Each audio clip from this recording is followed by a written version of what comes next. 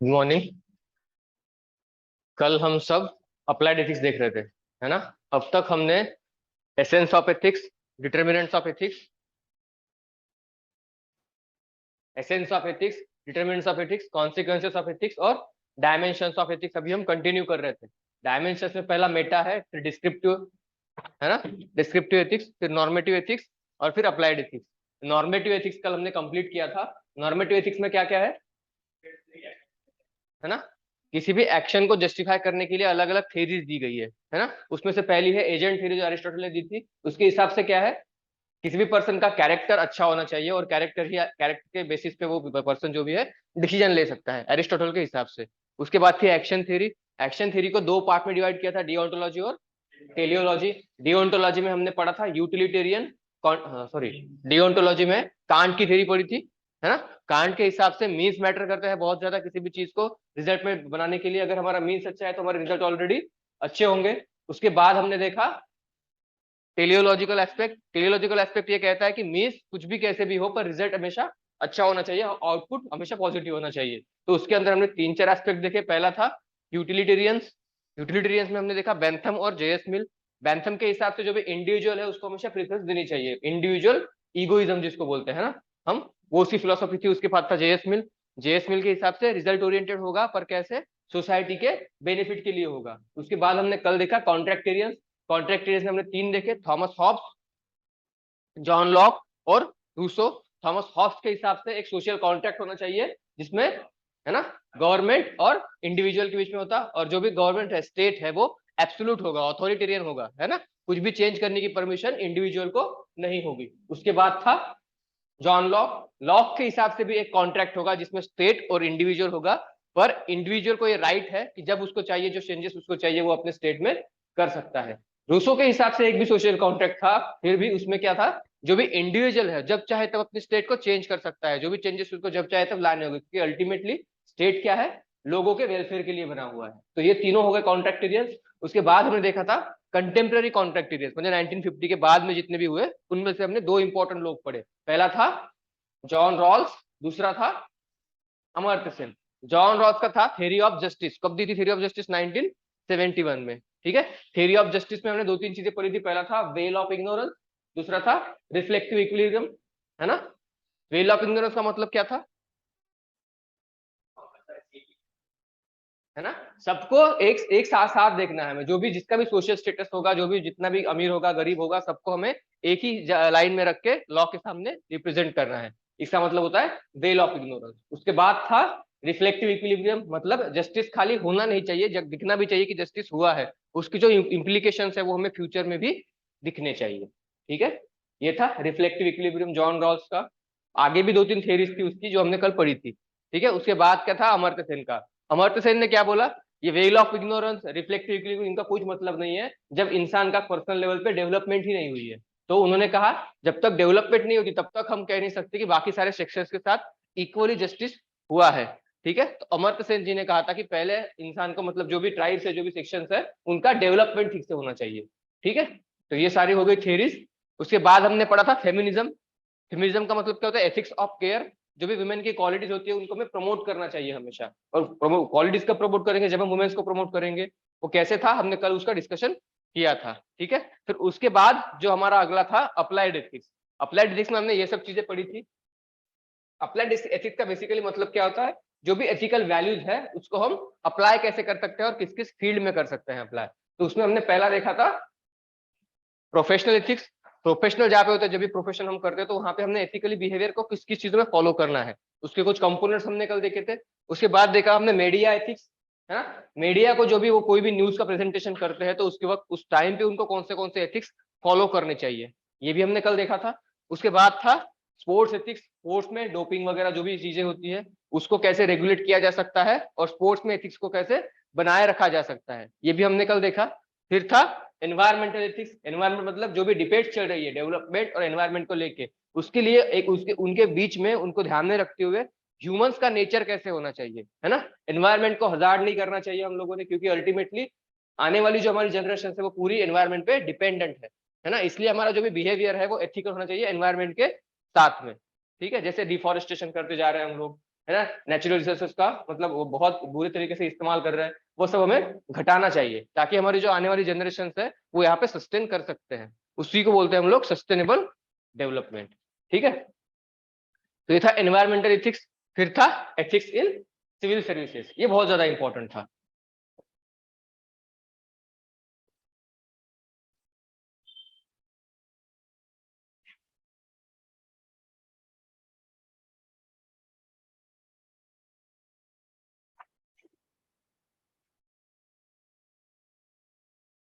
जिस हमने देखा था कल मीडिया एथिक्स वगैरह, स्पोर्ट्स में भी देखा कौन सी क्वालिटी चाहिए स्पोर्ट्स में। पहला है ट्रांसपेरेंसी, है ना, जो भी आप काम कर रहे हो सबको पता होना चाहिए जैसे भी है जो भी है। फिर है अकाउंटेबिलिटी, फिर है अवॉइडिंग कॉन्फ्लिक्ट ऑफ इंटरेस्ट, मतलब किसी को अपॉइंट करना है, किसी टीम का सिलेक्शन करना है तो अपने जो भी इंटरेस्ट है उसको साइड में रख के करना चाहिए सबने। उसके बाद है जैसे जब गांगुली थे बोर्ड के प्रेसिडेंट तो उन्होंने बोला कि कलकत्ता के प्लेयर को लो मतलब बंगाल के लो, तो ये सब गलत है, अपना पर्सनल इंटरेस्ट उनको साइड में रखना पड़ेगा। ठीक है, उसके बाद है एथिक्स ऑफिसर, मतलब जो भी डिपार्टमेंट है स्पोर्ट्स वाले वह सब वहां पे एक एथिकल ऑफिसर अपॉइंट होना चाहिए, ये लोढ़ा कमेटी की रिकमेंडेशन थी। फिर जितने भी इलेक्शंस होते हैं वो इलेक्शन कमीशन के हिसाब से होनी चाहिए। ऑडिट बाय इंडिपेंडेंट इंस्टीट्यूशन, मतलब जितने भी स्पोर्ट्स इंस्टीट्यूशन है हमारी कंट्री में उनका सबका ऑडिट होना चाहिए, वो भी गवर्नमेंट नहीं बल्कि प्राइवेट किसी इंस्टीट्यूशन के द्वारा उनका ऑडिट होना चाहिए। ठीक है, ये रिकमेंडेशन थी लोढ़ा कमेटी की स्पोर्ट्स एथिक्स में।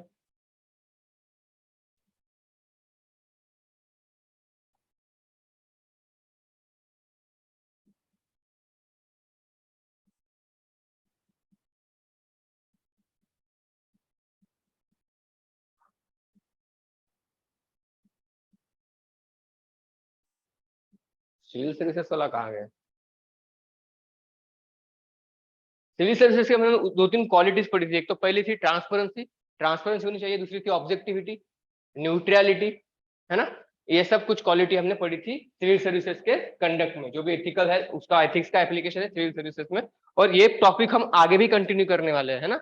एक हमारा जो है ह्यूमन वैल्यूज है, वहां पे हम पढ़ेंगे कि कौन सी वैल्यूज है और हमारी पब्लिक लाइफ में उनको हमें कैसे यूज करना है। दूसरा हमारा टॉपिक है कि मॉरल थिंकर्स जो भी है उन्होंने क्या क्या कॉन्ट्रीब्यूशन दिया है, कौन सी वैल्यूज में पढ़ाई है जो हमारी इंडियन है और कुछ वेस्टर्न है, वो हम टॉपिक ह्यूमन वैल्यूज में पढ़ेंगे। ठीक है, उसको हम आगे कंटिन्यू करेंगे। तो हम कल पढ़ रहे थे, लास्ट हमारा बच्चा होता है health ethics and bio ethics. Health ethics में शायद हमने देख लिया था ना ये हेल्थ एथिक्स, कि मतलब जो भी इश्यूज जैसे सरोगेसी हो गया, है ना, वहां पे हमें कैसे बिहेव करना है। उसके बाद जो मैरिटल रेप्स वगैरह होता है उनके बारे में, और बदर ये क्या है, रिलेशनशिप्स, वही है। पहला अभी जो करंट के इश्यूज जो भी डिस्कशन में है, पहला है सरोगेसी। फिर कौन सा है, adoption of child and relationship between biological children and adopted children, मतलब हम किसी चाइल्ड को अगर अडॉप्ट कर रहे हैं तो उनके साथ हमारा रिलेशनशिप जैसे होता है वैसे जो हमारा बायोलॉजिकल चाइल्ड है उनके साथ वैसे ही होना चाहिए, जैसे सिमिलरिटी होनी चाहिए दोनों में। ये करंट में इश्यू बहुत न्यूज में है। उसके बाद था एंथुसियासा, मतलब जो लोग खुद से डेथ मतलब वो होना चाहते हैं सुसाइड, उसको बोलते हैं एंथुसियासा। ये भी हमने कल डिस्कस किया था बायोएथिक्स में। केस ऑफ रेप इंसिडेंट, मतलब case incident, case rape victim को अगर प्रेग्नेंट आता है तो उसके साथ कैसा बिहेव करना चाहिए, उसको जो भी मेडिकल फैसिलिटीज है वो प्रोवाइड करनी चाहिए। अगर एबॉर्शन करना है तो एबॉर्शन, क्या होता है ना, कभी कभी वो बहुत ही पुअर फैमिली से होती है और जो भी खर्चा होता है एबॉर्शन का वो अडॉप्ट नहीं कर पाते, तो उस टाइम पे स्टेट ने उनको थोड़ा बहुत फाइनेंशियल हेल्प करना चाहिए, मतलब जिस तरीके की भी हेल्प हो सारी तरीके की हेल्प उनको प्रोवाइड करनी चाहिए। पर हमारे देश में ऐसा कोई इंफ्रास्ट्रक्चर है ही नहीं जो इन सब चीजों को भी प्रमोट करे। ठीक है ना। Issues related with the abortion, abortion के साथ जो भी अगर अनमैरिड है हमारी कंट्री में तो एबॉर्शन के बहुत ज्यादा इश्यूज आते हैं, है ना, बहुत ज्यादा मतलब पैसों की लूटमारी होती है, और ये भी नहीं होता कि सेफ एबॉर्शन हो, सेफ एबॉर्शन बहुत ज्यादा कम होता है। अब महाराष्ट्र ये एक डेवलप्ड स्टेट है तो यहाँ पे हो सकता है कि फैसिलिटीज अवेलेबल हो जाए, पर जहाँ पे बहुत ही मोस्टली ज्यादा पॉपुलेटेड जो भी एरिया है जैसे यूपी हो गया, बिहार हो गया, झारखंड, ये जो अनडेवलप्ड स्टेट है, पहली बात तो यहाँ पे पॉपुलेशन बहुत ज्यादा है, दूसरी बात एजुकेटेड लोग कम है यहाँ पे, इसीलिए ये जो प्रॉब्लम्स है ये वहाँ पे ज्यादा आते हैं।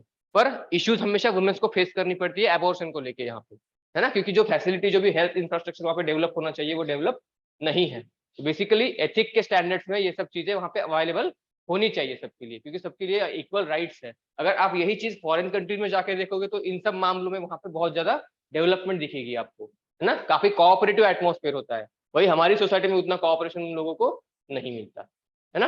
अब एबॉर्शन करना है या चाइल्ड को रखना है एक वुमेन की पर्सनल उनका डिसीजन है, उनका हमें रिस्पेक्ट करना चाहिए, फिर वो जैसे भी हो जो भी हो।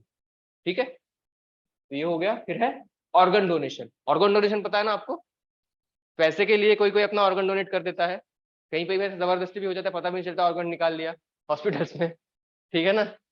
तो ये सब चीजें अनएथिकल है, इन सबको बंद करना चाहिए। फिर सरकार ने ऐसे कुछ रूल्स या रेगुलेशंस या फिर लॉज इन चीजों पे लाने चाहिए जैसे ये डीरेगुलेट हो जाए, मतलब इन पे कंट्रोल गवर्नमेंट ने, अभी हमें पता नहीं है, पर जो भी बंगाल है या फिर जो बॉर्डर राइट हमारे स्टेट्स है, वहां पे ये ऑर्गन डोनेशन की जो भी प्रोसेस है बहुत ज्यादा डेवलप हो चुकी है। मतलब लोग जबरदस्ती करके उनका ऑर्गन डोनेशन करा के लेते हैं पैसों के बदले में, या फिर जो भी छोटे छोटे बच्चे होते हैं ना, उनके भी ऑर्गन ट्रांसप्लांट किए जाते हैं, है ना। तो ये गलत है, ये एथिकली रॉन्ग है, इस चीज को गवर्नमेंट ने कंट्रोल में करना चाहिए जो भी है। ये देखो, कमर्शियलाइजेशन ऑफ ऑर्गन डोनेशन, ये बहुत इंपॉर्टेंट टर्म है, लिख सकते हो तो लिख लो बायोएथिक्स में। Commercialisation of organ donation, commercialisation मतलब खरीदना बेचना किसी भी चीज को। मतलब चलो अगर कोई बीमार है बहुत ज्यादा पेशेंट, उनको बहुत ही ज्यादा जरूरत है, अगर ट्रांसप्लांट नहीं हुआ तो वो डेथ भी हो सकती है, उस केस में चलो ठीक है ना। और अगर हमने ट्रांसप्लांट किया नहीं तो उस पेशेंट को बहुत ज्यादा पेन होगा या फिर उनकी लाइफ मिजरेबल हो जाएगी, उस कंडीशन में ठीक है। पर अगर जरूरत भी नहीं है ट्रांसप्लांट की, फिर भी अगर आप जबरदस्ती ट्रांसप्लांट करा रहे हो तो ये गलत बात है, ठीक है ना। उसको बोलते हैं कमर्शियलाइजेशन ऑफ ऑर्गन डोनेशन। फिर है medical ethics, deals with the human health which can B biological, psychological and social. Human health जो भी हमारी होती है वो हमारी, देखिए जैसे कोई कोई बोलता है ना डिप्रेशन में हूं मैं, है ना, तो वो एक बीमारी जैसे हो सकता है, या फिर हम बाकी सोसाइटी को उनको कंसिडरेशन में लेना चाहिए, जो भी उनकी मेंटल हेल्थ है उनका ख्याल सबने रखना चाहिए। अब आप भी मेंटल हेल्थ उनकी कैसी है तो उनका पर्सनल इश्यू हो गया, पर पब्लिक लाइफ में उस चीज को है ना लोग डिमोटिवेट करके बताते हैं उस चीज को। तो हमें वहां पे एक एनवायरमेंट ऐसा क्रिएट करना चाहिए कि वो पर्सन जो भी उसके जिसके साथ जो भी हो रहा है वो कंफर्टेबल फील करे हमारे साथ, ऐसा एनवायरमेंट हमें बनाना चाहिए। इसको बोलते हैं हम लोग सोशल या फिर साइकोलॉजिकल। और बायोलॉजिकल हो सकता है किसी की कोई पर्सनल हेल्थ प्रॉब्लम हो सकती है, उसको रिलेटेड होता सकता है एथिकली, या फिर कि जितने भी इश्यूज है इनका फायदा मेडिकल ऑफिसर के द्वारा लिया जाता है, जैसे कोई डॉक्टर है तो इन सब चीजों की जो भी है वो फायदा उठा सकता है ना। अगर पेशेंट मेडिकली डिप्रेशन में है तो उनका फायदा डॉक्टर बहुत इजीली उठा सकता है हैंडलिंग के केस में, और अनलिमिटेड प्रॉफिट कमाते हैं लोग इस केस में। इसको लिख लो, मेडिकल एथिक्स के 6 प्रिंसिपल्स कौन से होते हैं। इसको हम लोग कहीं पे भी यूज कर सकते हैं, क्योंकि जो भी केस स्टडीज होती है ना वहाँ पे मेडिकल रिलेटेड एजुकेशन रिलेटेड जितनी भी केस स्टडी होती है वो बहुत ज्यादा होती है, तो उन सब में हम इनको यूज कर सकते हैं प्रिंसिपल्स को। पहला है बेनिफिसेंस, मतलब पेशेंट को कैसे जैसे जैसे पेशेंट को कैसे ज्यादा से ज्यादा फायदा प्रोवाइड करा सकते हैं, ये पर्पज होना चाहिए किसी भी डॉक्टर का। दूसरा है नॉन मेलिफिसेंस, मतलब उनको पेशेंट को हार्म नहीं होना चाहिए। कभी कभी क्या होता है ना, ऑपरेशन की जरूरत भी नहीं होती, फिर भी डॉक्टर अपना खर्चा निकालने के लिए उनको ऑपरेशन सजेस्ट कर देते हैं, ठीक है। तो देखिए अब जब किसी बॉडी में इन्फेक्शन हो जाता है एक बार ऑपरेशन के द्वारा, तो बॉडी जैसे नॉर्मल एक्ट करती है, बिहेव करती है ह्यूमन बॉडी, उतनी स्ट्रांग नहीं रहती, है ना, क्योंकि ब्लड लॉस होता है, बाकी सारे इश्यूज भी फिर आना शुरू हो जाते हैं। इसलिए जितना हो सके उतना हमें ऑपरेशन को या फिर बाहरी कोई भी चीज को इंटरनल डालने में उसको अवॉइड करना चाहिए हम, ठीक है। पर डॉक्टर के क्या होता है ना, आपने पर्सनल बेनिफिट के उसके पूरे पर्सनल पेशेंट की पूरी लाइफ वहां पे वेस्ट हो जाती है, तो वहां पे वो देखना है। फिर है ऑटोनॉमी, एक पेशेंट को पूरी ऑटोनॉमी होनी चाहिए कि उसको किसके पास ट्रीटमेंट लेनी है, कैसे लेनी है, क्या मोड ऑफ ट्रीटमेंट होगा, जैसे भी है उसके उसके ऊपर पूरी एक पेशेंट को ऑटोनॉमी होनी चाहिए।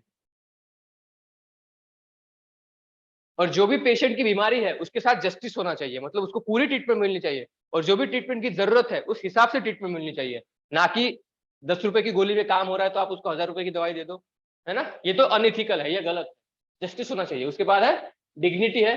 कभी कभी क्या होता है ना, पेशेंट बहुत वेट करते रहते हैं, डॉक्टर आते हैं बहुत लेट, है ना, तो पेशेंट की डिग्निटी को भी हमें ध्यान में रखना है। यहाँ पे पेशेंट की तकलीफें होती है वो डॉक्टर ने समझनी चाहिए, ना कि किसी वीआईपी की तरह उसको बिहेव करना चाहिए। ये अगला ये है मेडिकल एथिक्स में। फिर है ट्रूथफुलनेस एंड ऑनेस्टी, जो भी पेशेंट की बीमारी है उसके उसके केसेस में डॉक्टर को हमेशा ओबेडिएंट होना चाहिए पेशेंट के साथ, जितना भी खर्चा है जितना भी एस्टिमेट है वो सब कुछ पेशेंट को बता देना चाहिए। कभी कभी क्या होता है डॉक्टर बताते ही नहीं है, बोलते कि पहले ये कर लो फिर वो कर लो फिर आप ठीक हो जाओगे। उस केस में क्या होता है, पेशेंट की जो हेल्थ है वो डिटोरिएट हो जाती है और डॉक्टर का इनकम भी बढ़ जाता है। ये सारे 6 प्रिंसिपल है।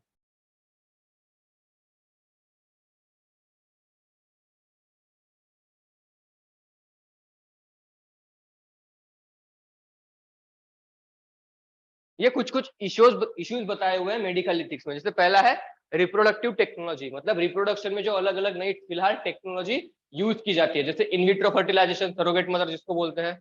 एक बार अगर सरोगेसी हो गई, चाइल्ड अगर आ गया, उसके बाद जो कॉम्प्लिकेशंस वो सरोगेट मदर को होते हैं, उसके लिए वो कोई भी एक्सपेंसेस देते नहीं है। ये बहुत बड़ा इशू है, सरोगेट मदर का बहुत बड़ा इशू है। जैसे मूवी भी आई थी ना बीच में कभी, ठीक है, तो मूवी नहीं, इश्यूज बहुत बड़े हैं सरोगेट मदर के। उस लेवल पे हमें पता नहीं है, पर ये इशू बहुत मतलब पहले से है, जब 2005 से ये इशू आगे बढ़ता जा रहा है, और अभी भी थोड़ा हाईलाइट में आया क्योंकि अभी उसके केसेस बहुत ज्यादा बढ़ गए हैं उस केस में। ठीक है, इसलिए गवर्नमेंट ने लॉ भी लाया सरोगेट मदर का, पता है ना आपको, लॉ लाया गवर्नमेंट ने। उसमें क्या है, जिसको भी जरूरत है, मतलब अगर सरोगेट मदर किसी को बनाना है तो आपकी रिलेटिव होनी चाहिए जो आपकी जानकार है, और ये प्रूफ करना पड़ेगा कि बायोलॉजिकली वो मदर नहीं बन सकती, है ना। उसके बाद ही आप किसी को सरोगेट मदर किसी दूसरे पर्सन को ले सकते हो उस केस में। तो ऐसे दो दो तीन और उसमें क्राइटेरियाज है, लॉज गवर्नमेंट ने उसमें बनाया है। लॉज देखो, गवर्नमेंट जब लॉ कब कब बनाती है, जब कोई भी चीज एकदम एक्सट्रीम हो जाती है, बहुत ही बड़े फॉर्म में हो जाती है, उसको कंट्रोल करना मुश्किल होता है, तब जाके गवर्नमेंट उस चीज पे लॉ बनाती है। ठीक है, इंडिया के केस में। उसके बाद है सरोगेट मदर, फिर है कुछ केसेस जैसे सुसाइड का केस है ना। उसके बाद है पेशेंट्स राइट, पेशेंट्स का राइट है कि वो कहाँ पे ट्रीटमेंट लेगा, जो भी लेगा, जैसे भी फॉर्म में लेगा, ये सब इश्यूज होते हैं। फिर है जेनेटिक इंजीनियरिंग, जेनेटिक में मैंने कहा कि पूरे की पूरे जीन्स ही चेंज कर देना, है ना। अब जेनेटिक इंजीनियरिंग कितनी हार्मफुल है, ये आपने कोरोना वायरस से पता चल गया होगा, है ना, कितना डेंजरस वायरस था वो। ठीक है, और वो वायरस जो भी था वो नेचुरल नहीं था, वो मॉडिफाइड वायरस था थोड़ा बहुत। ठीक है, उसमें मतलब इसका मतलब ये है कि उसमें ह्यूमन इन्फ्लुएंस था उस वायरस में। ठीक है, वरना कोरोना वायरस 2012-13 से एग्जिस्ट कर रहा था, पर जिस तरीके पे उसने पैंडेमिक में फैलाया, वो एक जेनेटिक मॉडिफिकेशन के बाद ही हो सकता है। ठीक है, वरना केसेस सार्स कोविड के, कोविड तो उसको बाद में नाम दिया, पहले उसको सार्स बोलते थे, है ना। उसके केसेस 2012-13 वहां पे तब से ही एग्जिस्ट करते थे लोगों में, पर इतना वास्ट लेवल पे वो फैला नहीं था कभी। उसके फैलने का पीछे का रीजन था कि उसके जेनेटिक्स में मॉडिफिकेशन किया गया ताकि वो बहुत ही जल्दी जल्दी ट्रांसप्लांट हो सके, तो ये एथिकली रॉन्ग है। ठीक है, ये गलत चीज है। उसके बाद है जेनेटिक इंजीनियरिंग का बहुत चीजों में, जैसे डीएनए ट्रांसप्लांटेशन। डीएनए ट्रांसप्लांटेशन पता है आपको, आपने स्टीम सेल्स के बारे में पढ़ा है, स्टीम सेल्स, स्टीम सेल्स पता है आपको।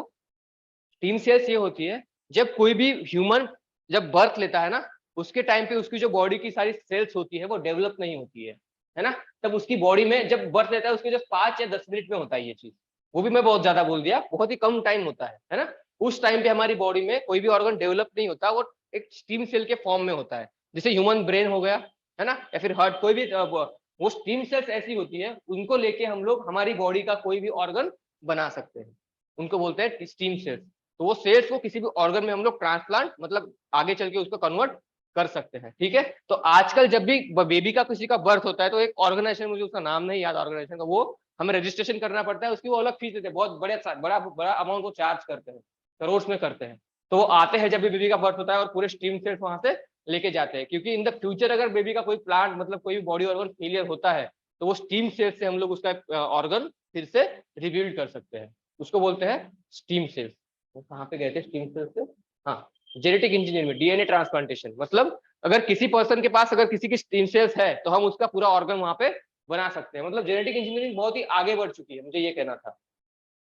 ठीक है, उसके बाद क्या था, एक दो पॉइंट शायद मैं भूल गया।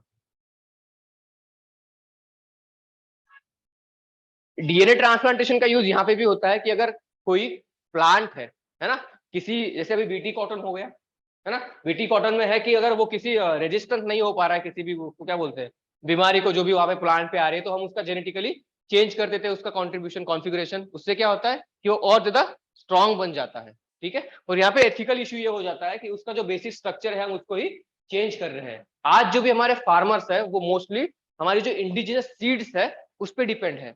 कल को जाके अगर हम वहां पे बीटी कॉटन या फिर जेनेटिकली मॉडिफाइड क्रॉप्स लाते हैं तो हम इंडिया एज अ कंट्री इतने कैपेबल नहीं है कि उन चीजों को फाइनेंस कर पाए, है ना। आज अगर हम उनको परमिशन दे देते हैं, कल को जाके हम हमारे फार्मर जब जेनेटिकली मॉडिफाइड क्रॉप्स पे डिपेंडेंट बन जाएंगे तो हम उन चीजों को अफोर्ड नहीं कर पाएंगे। फॉरेन कंट्रीज की पॉलिसी यही है कि पहले इंडिया को हमारे ऊपर डिपेंडेंट बनाओ, फिर जब उनको सीड्स की जरूरत होगी तो हम उनको मतलब बहुत ज्यादा रकम उनको उनसे लेंगे करके। ठीक है, तो बेसिकली चीजें यहाँ पे है कि हमारी पॉलिसी ये होनी चाहिए कि जो भी हमारे फार्मर्स है वो इंडिजिनस सीड से ज्यादा डिपेंड है। ठीक है, तो ये हो गया यहाँ पे जेनेटिकली मॉडिफाइड केस में। उसके बाद है public health, vaccine, medical drugs, है ना। वैक्सीन के केस में अभी एक इशू बहुत ज्यादा चल रहा था कि वैक्सीन किसको लेनी है किसको नहीं लेनी, ये उसका एक इंडिजिनस राइट है ना, पर्सनल राइट है कि मुझे वैक्सीन लेनी है नहीं लेनी। पर जब आप एक पब्लिक लाइफ में होते हो, जैसे मैं अभी यहाँ पे पढ़ाने के लिए आ रहा हूँ, तो मेरी बातों से आप सभी अफेक्ट हो रहे हो ना, अब मेरे कॉन्टेक्ट में आ रहे हो, मतलब अगर मैं वैक्सीनेटेड नहीं हूँ और मुझे अगर इन्फेक्शन हो जाता है, तो पॉसिबिलिटी यही है कि मैं आप सभी को वो डिसीज ट्रांसप्लांट करूंगा, अगर कम्युनिकेबल है तो। पर यहाँ पे मुझे, अगर मुझे पर्सनली वैक्सीन लेनी नहीं भी है, तो फिर भी मैंने पब्लिक के इंटरेस्ट को सामने रख के मुझे वैक्सीन लेनी चाहिए। ऐसा एक कॉमन जजमेंट फिलहाल आया था, पर सुप्रीम कोर्ट ने बाद में, एक हाई कोर्ट का डिसीजन था ये, पर सुप्रीम कोर्ट ने बाद में उसको चेंज किया। ठीक है ना, सुप्रीम कोर्ट ने यह कहा कि एक पर्सन का इंडिविजुअल राइट है, उसको वैक्सीन लेनी है या फिर नहीं लेनी, अगर कोई जबरदस्ती कर रहा है तो उसको हम पनिशमेंट करेंगे करके। ठीक है, सोसाइटी के लिए बेनिफिशियल हो या फिर कुछ भी हो, पर इंडिविजुअल को आप जबरदस्ती नहीं कर सकते।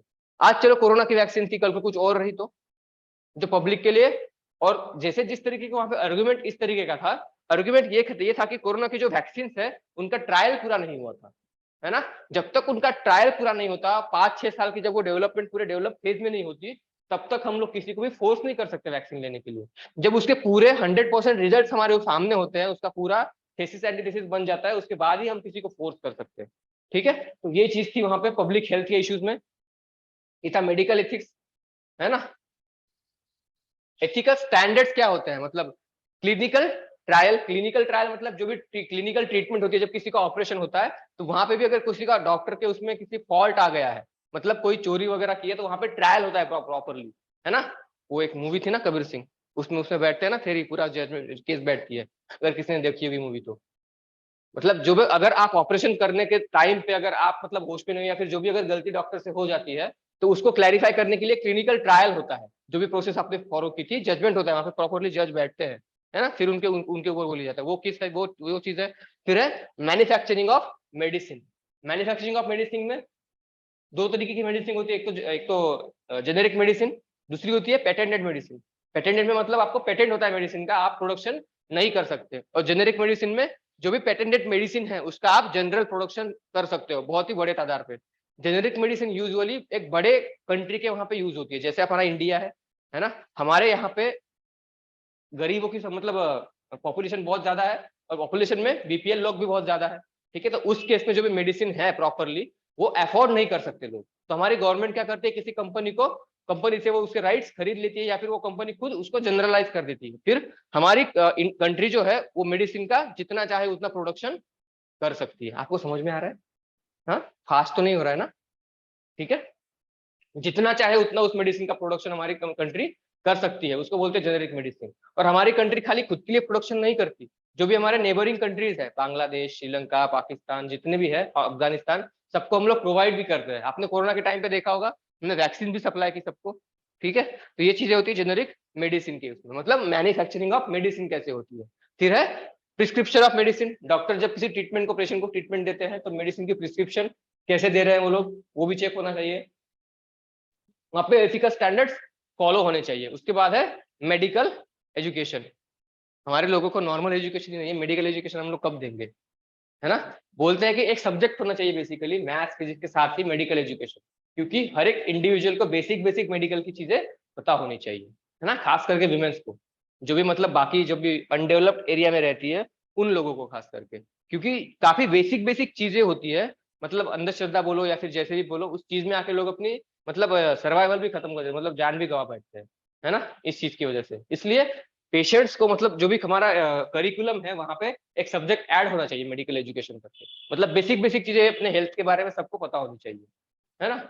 जैसे विमेंस का मेंस्ट्रुअल साइकिल वगैरह होता है, उस चीज के बारे में एजुकेशन बहुत जरूरी है।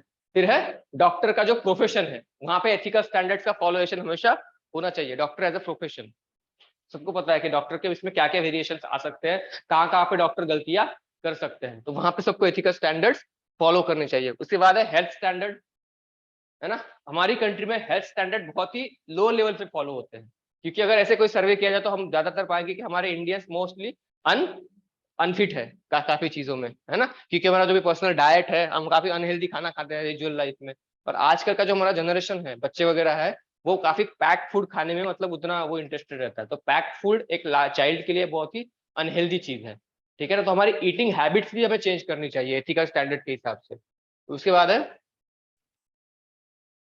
कोई भी अगर मेडिकल ट्रीटमेंट है, उसका जो भी साइड इफेक्ट है वो पेशेंट को पहले ही पता होना चाहिए जब वो ट्रीटमेंट ले रहा होता है। ठीक है, फिर है role of multiple institution in health, public और प्राइवेट सेक्टर में। ठीक है, जो भी इंस्टीट्यूशन है हमारे गवर्नमेंट हॉस्पिटल्स हो गए या फिर प्राइवेट हॉस्पिटल्स, उनका जो रोल है वो पब्लिक एंड प्राइवेट लाइफ में बहुत इंपॉर्टेंस रखता है, वो किस तरीके का रोल प्ले करते हैं। तो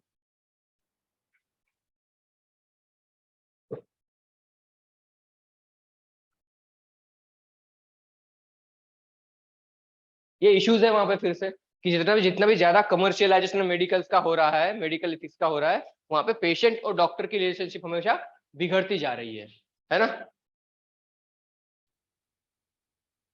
वहां पे डॉक्टर के जो रेफरेंस होते थे पेशेंट को मेडिकल के मेडिसिन के बारे में, वहां पे जो भी स्टैंडर्ड्स है वो स्टैंडर्ड्स हमेशा घसर रहे, मतलब डाउन डिग्रेडेड हो रहा है, और उसकी वजह से साइड इफेक्ट्स ह्यूमन हेल्थ पे बहुत ज्यादा हो रहे हैं। ठीक है, प्रिस्क्रिप्शन ऑफ अननेसेसरी टेस्ट, आपका पेट दर्द हो रहा है, आप जाके ब्लड टेस्ट कराओ, क्या लॉजिक हो गया, है ना। मतलब काफी चीजें कभी कभी उन चीजों की जरूरत भी नहीं होती किसी मेडिकल पर्सनलिटी टेस्ट की, फिर भी डॉक्टर प्रिस्क्रिप्शन में लिख के दे देते हैं, वो उनका पर्सनल बेनिफिट होता है उसके पीछे। तो ये तो गलत चीज है, अनएथिकल है, इश्यूज है मेडिकल में।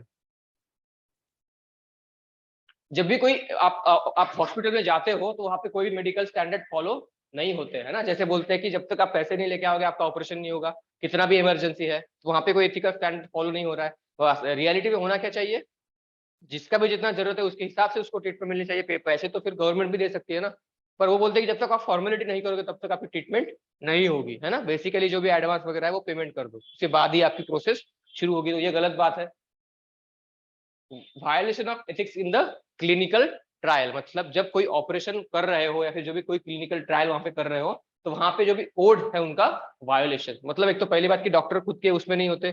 ठीक है, मेरे पापा के एक फ्रेंड थे, उनका ऑपरेशन था हर्निया, पता है ना आपको। हर्निया का एक बहुत ही छोटा सा और बेसिक ऑपरेशन होता है। तो जो डॉक्टर वहां पे था उसने कभी जिंदगी में हर्निया का ऑपरेशन किया ही नहीं था। हैदराबाद की बात है, यशोदा हॉस्पिटल की, बड़ा हॉस्पिटल है बहुत ज्यादा वहां पे। तो वो डॉक्टर ने कभी हर्निया का ऑपरेशन किया नहीं था, फिर भी उसने केस खुद के अंडर ले ली। बेसिकली वो जो डॉक्टर थे वो किसी और चीज के डॉक्टर थे, फिर उन्होंने एक्सपेरिमेंट के लिए खुद के अंदर वो केस ले लिया और उन्होंने खुद से परफॉर्म किया उसका ऑपरेशन। तो ऑपरेशन अनसक्सेसफुल था। ठीक है, वो पेशेंट की जान जाते जाते बच गई। अगर टाइम पे दूसरे हॉस्पिटल में नहीं पहुंचते तो वो शायद डेड हो जाते, क्योंकि उनका ब्लीडिंग बहुत ज्यादा हो रहा था। उन्होंने ठीक से ऑपरेशन किया नहीं, एक तो वो बहुत ज्यादा बेसिक ऑपरेशन है, जो चीजें करनी थी उन्होंने की नहीं, कुछ और ही कर दिया। तो ये चीजें गलत है ना। ये क्लिनिकल ट्रायल का वायोलेशन है ना, या ये अनएथिकल चीज है। तो ये सारे इश्यूज है उसके अंदर मेडिकल एथिक्स में। ये देखो मेडिकल इश्यूज के जो करंट में कुछ दो तीन चीजें थी, आपने पढ़ी होगी न्यूज में। गोरखपुर में, वहां पे कुछ नियर अबाउट 100 जो भी चाइल्ड थे बर्थ लिए हुए, उनकी डेथ हो गई थी। ऑक्सीजन सप्लाई के उसमें उसमें कुछ था, इश्यूज थी। पढ़ी थी आपने ये वाली न्यूज, पढ़ी होगी किसी ना किसी ने। ठीक है, तो ये भी एक बहुत गलत चीज है। आप इन एग्जांपल्स को नोट डाउन कर लो मेडिकल एथिक्स में, इसको यूज कर सकते हो आप आंसर में।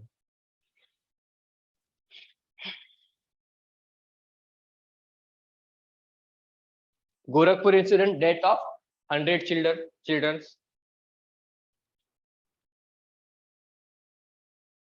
उसके बाद एक ऑर्गन ट्रेड रैकेट भी पकड़ा था वहां पे। एक अपोलो जो हॉस्पिटल, जो भी ब्रांडेड अपोलो हॉस्पिटल सुना होगा आपने, उनके डॉक्टर का भी रोल था वहां पे ऑर्गन ट्रांसप्लांट में। अब फोर्टिस हॉस्पिटल में पेशेंट का लेफ्ट उसमें ऑपरेशन कर दिया, जबकि उसका राइट पे, राइट लेग पे करना चाहिए था। तो ये क्लिनिकल ट्रायल्स में इरेगुलेशन है। ये एग्जाम्पल में आप लिख सकते हो कि मेडिकल में क्या क्या इश्यू आते हैं।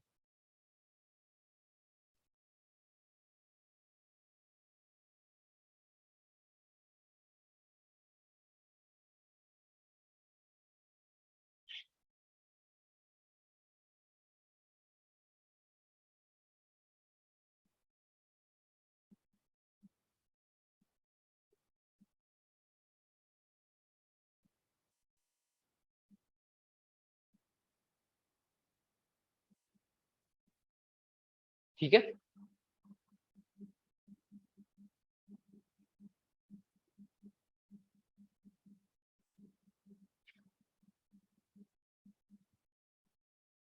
वही है फिर गवर्नमेंट ने कौन से स्टेप्स लिए हैं या फिर मेडिकल स्टैंडर्ड्स को इंप्रूव करने के लिए, है ना। क्लिनिकल स्टैंडर्ड्स के लिए अलग से एथिकल कोड्स वहां पे हमने लगाए।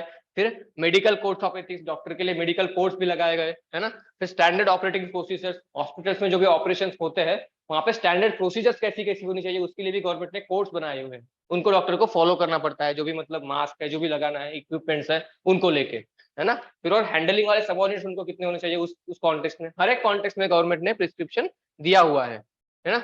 नंतर practice of medical board to take important decision, मतलब जो भी मेडिकल कॉन्टेक्स्ट पे जो भी डिसीजन होंगे, उनको इंपॉर्टेंट डिसीजन लेने के लिए एक मेडिकल बोर्ड एस्टेब्लिश होगा, और वो भी जो भी डिसीजन होंगे मेडिकल हॉस्पिटल के, उसमें वो लेगा, प्राइवेट हॉस्पिटल हो या फिर पब्लिक हॉस्पिटल हो। तो ये सारी चीजें हमने इंप्रूवमेंट्स के लिए की है, अडॉप्ट की है। उसके बाद है वाइल्ड लाइफ एथिक्स, ये लिख लिया सबने, वाइल्ड लाइफ एथिक्स हेडिंग डाल दो बस।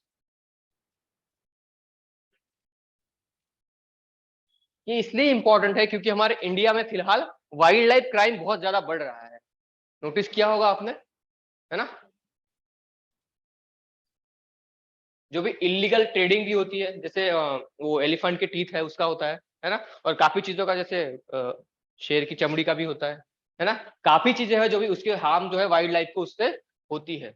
और एक दूसरा नया टर्म है वाइल्ड ह्यूमन एनिमल कॉन्फ्लिक्ट है ना, जैसे कोई शेर गांव में घुस जाता है ना, वहां पे कॉन्फ्लिक्ट होते हैं, वहां पे अगर कोई फिर एलिफेंट है, उसको रास्ते में आते हुए फिर लोगों का वो होता है, तो ये सब क्या हो गया, ह्यूमन एनिमल कॉन्फ्लिक्ट। तो यहाँ पे एक तो देखो गलती दोनों की नहीं है, ह्यूमंस की भी नहीं है और एनिमल की भी नहीं है, दोनों का कॉन्फ्लिक्ट होना यूजुअल है, क्योंकि ह्यूमन जो है वो डेवलप होते जा रहा है, सिटीज हमेशा एक्सपांड होती जा रही है, तो यूजुअली जो भी है जंगल में घुसते हुए सिटी का एक्सपांशन हो रहा है, तो ऑब्वियसली इंफ्रास्ट्रक्चर डेवलपमेंट में ये चीजें होंगी ही, तो इनको अवॉइड कैसे करना चाहिए, जो भी एनिमल का जो भी क्रिटिकल एरिया होगा उसको छोड़ के हमेशा डेवलपमेंट होनी चाहिए, मतलब जहाँ पे भी उनका नंबर ऑफ इंडिविजुअल्स बहुत ज्यादा है, उस चीज को छोड़ के बाकी एरिया में आप डेवलपमेंट करो, ताकि वो आपकी पब्लिक लाइफ में आपको आके आपको डिस्टर्ब ना करे, ये चीजें हो सकती है।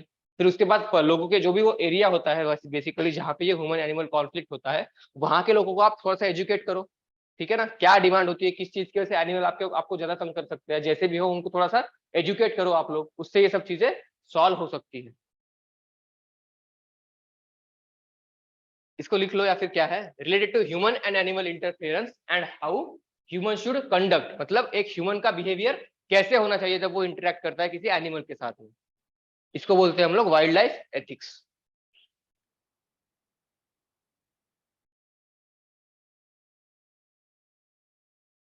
बस इतना लिखना, how human should conduct when he is or she is confrontated with the animals.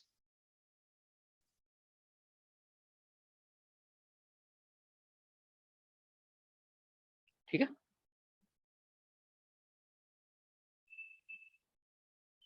इनमें हमें तीन चीजों को ध्यान में रखना पड़ता है। पहली है ह्यूमन ट्रीटमेंट, अगर कोई ह्यूमन उससे जख्मी हो जाता है तो उसका ट्रीटमेंट जल्दी से जल्दी होना चाहिए।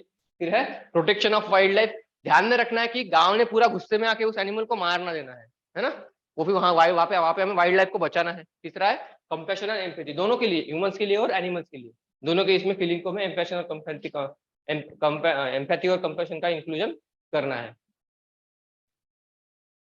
ये एथिकल वैल्यूज है जो हमें फॉलो करनी है वाइल्ड लाइफ के केस में।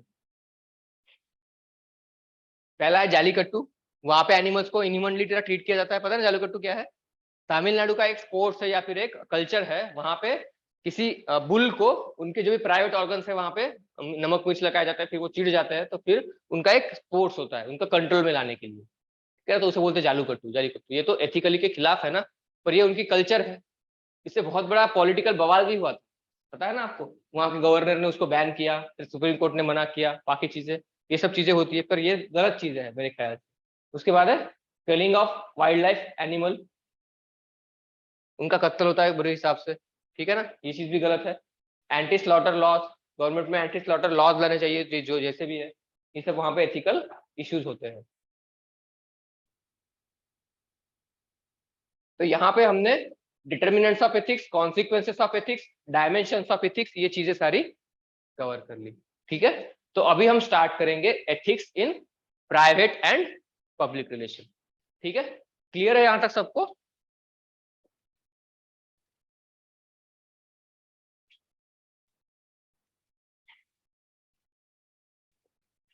हेडिंग डाल दो, ethics in private and public relation.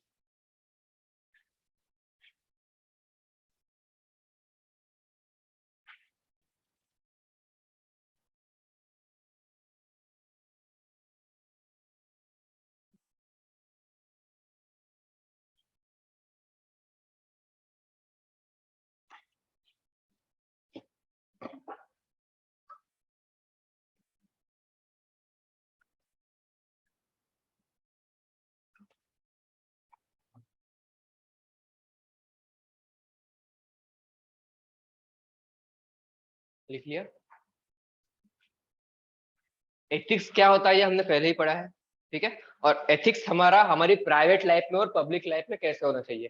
Private life मतलब हमारी खुद की लाइफ है, हमारी अपने वाइफ के साथ रिलेशनशिप हो सकती है, हमारे पेरेंट्स के साथ हो सकती है, हमारे भाई के साथ हो सकती है, हमारी बहन के साथ हो सकती है, हमारी सोसाइटी में हो सकती है, हमारे नेबर्स के साथ हो सकती है। ये जो भी रिलेशनशिप है हमारी प्राइवेट रिलेशनशिप है, ठीक है। तो ये जो भी रिलेशन हम लोग यहाँ पे कंडक्ट करेंगे उसमें हमारा कंडक्ट एथिकली कैसे होना चाहिए, वो होता है ethics in the private life, वो हमारी पर्सनल लाइफ हो गई। दूसरी चीज होता है ethics in the public life, मतलब जब हम पब्लिकली बिहेव कर सकते हैं, हम किसी ऑर्गेनाइजेशन में काम करते हैं, किसी प्रोफेशन में काम करते हैं, तो वहां पे हमारा कोड, एथिकल कोड कैसे होना चाहिए, हमारा कंडक्ट, हमारा बिहेवियर कैसे होना चाहिए, वो होता है ethics in the public life. तो एथिक्स इन प्राइवेट लाइफ जो हमारी पर्सनल लाइफ है, आपको लगा होगा कि प्राइवेट मतलब प्राइवेट यहाँ पे जब हम काम करते हैं वैसा होगा, वैसा नहीं है। प्राइवेट मतलब जो हमारी पर्सनल चीजें होती है वहां पे हमारा कंडक्ट कैसे होता है, उसको बोलते हैं ethics in the private life. और दूसरा होता है कि जब हम किसी एक ऑर्गेनाइजेशन में काम करते हैं, भले वो प्राइवेट हो या फिर पब्लिक हो, वहां पे जब हम काम करते हैं किसी चीज में, किसी एक ऑर्गेनाइजेशन या फिर किसी इंस्टीट्यूट में काम करते हैं, तो वहां पे हमारा कंडक्ट कैसे होना चाहिए, उसको बोलते हैं हम लोग ethics in the public life. इसी का एक लार्जर फॉर्म है ethics in the international relation. एक तो हमारा पब्लिक में पर्सनल हो गया, फिर हो गया पब्लिक में हो गया, फिर एक इंटरनेशनल लेवल पे एथिक्स कैसे होना चाहिए, वो हमारे सिलेबस में भी है ethics in the international relation. वो हम अगर टाइम मिला तो आज उसको कवर करने की कोशिश करेंगे, ठीक है। पहले आज हम लोग इस चीज को कर लेते हैं, ठीक है। बाद में लिखो फिर ethics in the private relationship, लिखो means ethical standards followed by people in their private relationship. Ethical standards followed by people in their private relationship. Example: family, friends, group, community.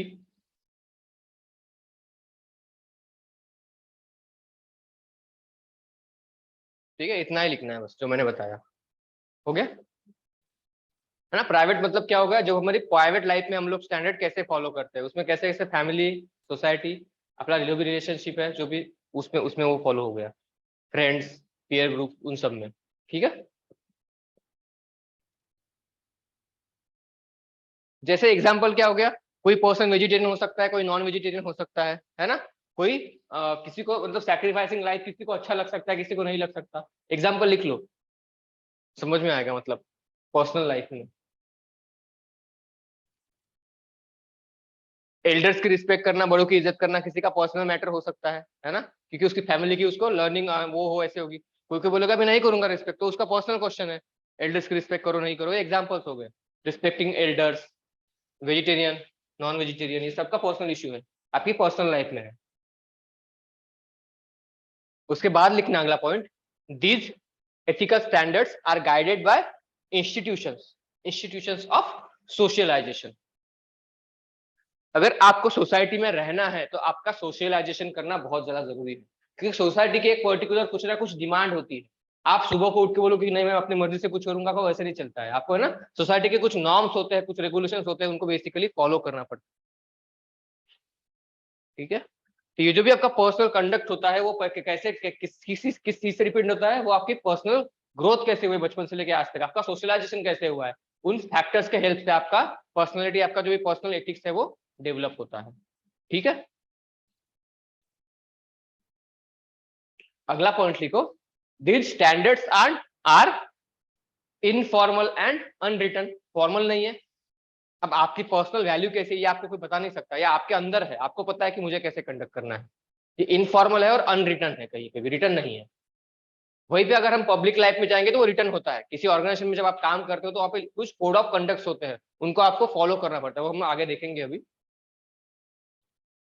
उसके बाद लिखना ethics in public life,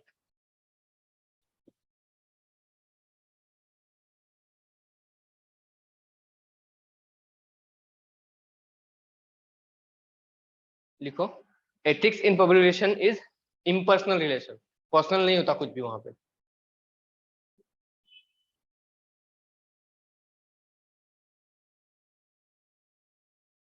impersonal relation, example लिख लो, जैसे जब दो या दो से ज्यादा लोग किसी ऑर्गेनाइजेशन में काम करते हैं, है ना, तो वहां पे उनका कंडक्ट एक दूसरे के साथ कैसा होता है, उसको बोलते हैं हम उनका पब्लिक लाइफ में रिलेशनशिप कैसे है।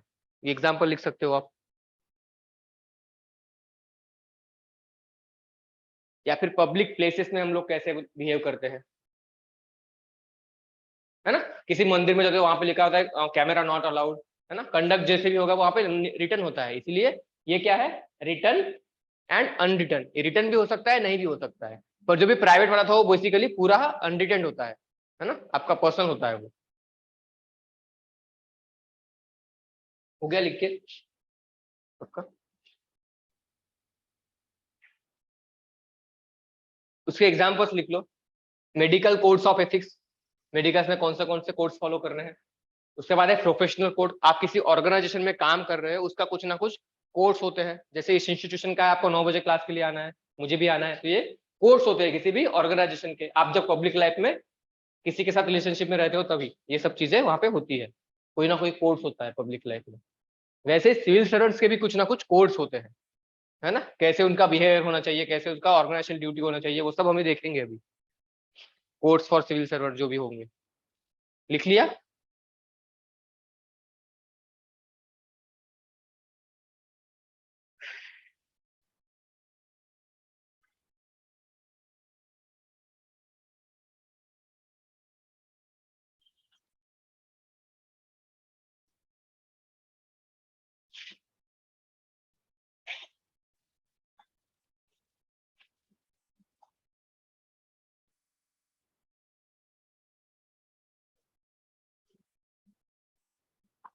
उसके बाद लिखो, कुछ प्रिंसिपल्स होते हैं जो हमें पब्लिक लाइफ में फॉलो करने पड़ते हैं जब हम प्रोफेशनल लाइफ के कोर्स को फॉलो करते हैं तब।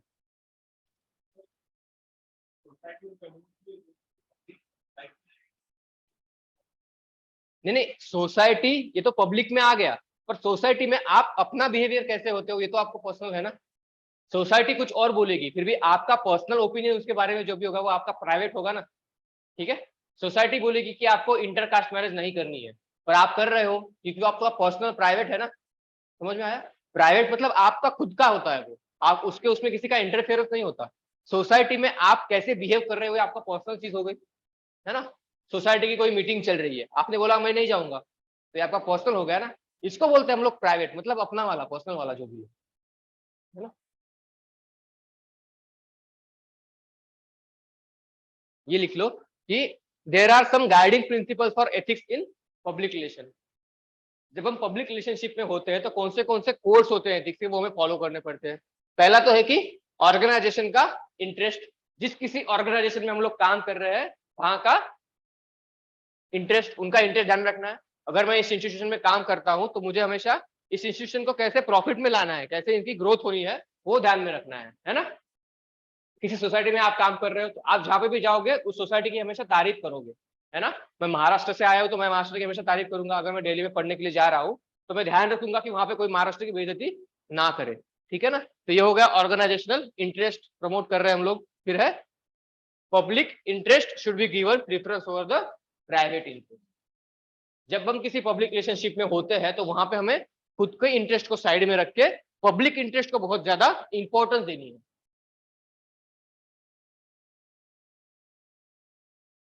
तीसरा है private values should be subordinate to the public values. जो लोगों का वेलफेयर है उसको इंपॉर्टेंस देनी है, प्राइवेट वैल्यूज को साइड में रखना है ना।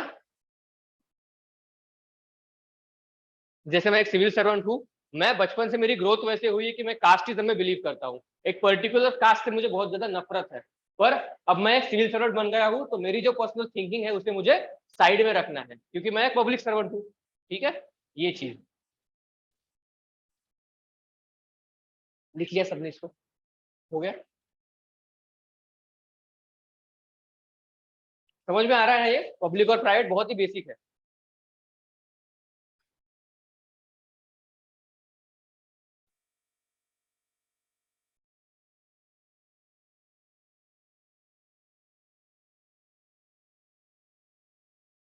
लिख लो टाइप्स ऑफ रिलेशनशिप, उसमें दोनों को डिफरेंसेस देखने हैं हमें, पब्लिक में क्या है और प्राइवेट में क्या है।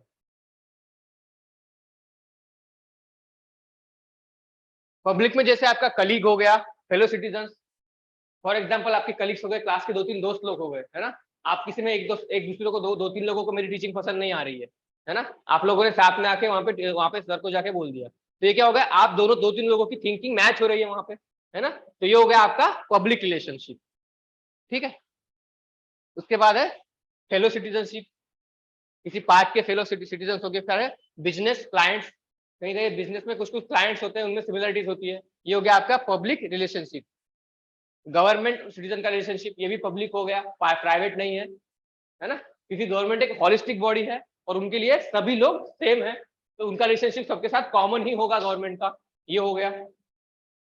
कम्युनिटी नेबरहुड में, है ना, आपका रिलेशन कम्युनिटी के साथ कैसा है, सबका, ये प्राइवेट पब्लिक हो गया। मतलब कम्युनिटी एक दूसरे के साथ, अगर आप किसी कम्युनिटी में किसी वार्ड में किसी या फिर जगह पे रहते हो, तो आपका आप एक दूसरे का जो भी रिलेशनशिप है हो गया पब्लिक रिलेशनशिप हो गया वहां पे ना। कोई इनिशिएटिव जैसे गणेशोत्सव करना है या फिर कोई कंपटीशन रखनी है, क्रिकेट कंपटीशन है, तो आप वहां पे सबके मिलजुल के काम करते हो, है ना, सोसाइटी की तरह, तो वो रिलेशनशिप हो गया नेबरहुड का, है ना। तो यहाँ पे एग्जाम्पल क्या है आपके प्राइवेट, आपका स्पाउस, आपकी वाइफ, आपकी फैमिली, फ्रेंड, सन, डॉटर, किनशिप मतलब नाते, जो भी आपके रिश्तेदार होंगे सारे, ये सब आपका उनके साथ हो गया पर्सनल रिलेशनशिप, उसको बोलते हैं प्राइवेट रिलेशनशिप। ये क्या होता है, exist openly in the public sphere, सबको हमें पता होता है कि हमारा ओपनली पब्लिक के साथ कैसा बिहेवियर है ना, कंडक्ट जो भी होगा ऑर्गेनाइजेशन का सबको पता होगा। और यहाँ पे exist in the private spaces, privately होगा ये रिलेशनशिप जो भी होगा, खाली आपको पता होगा।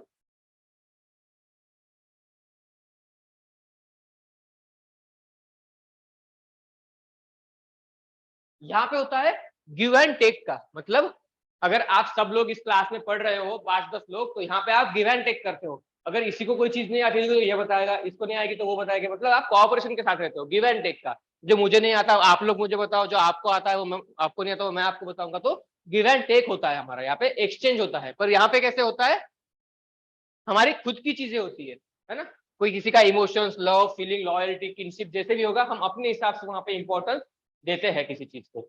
ठीक है,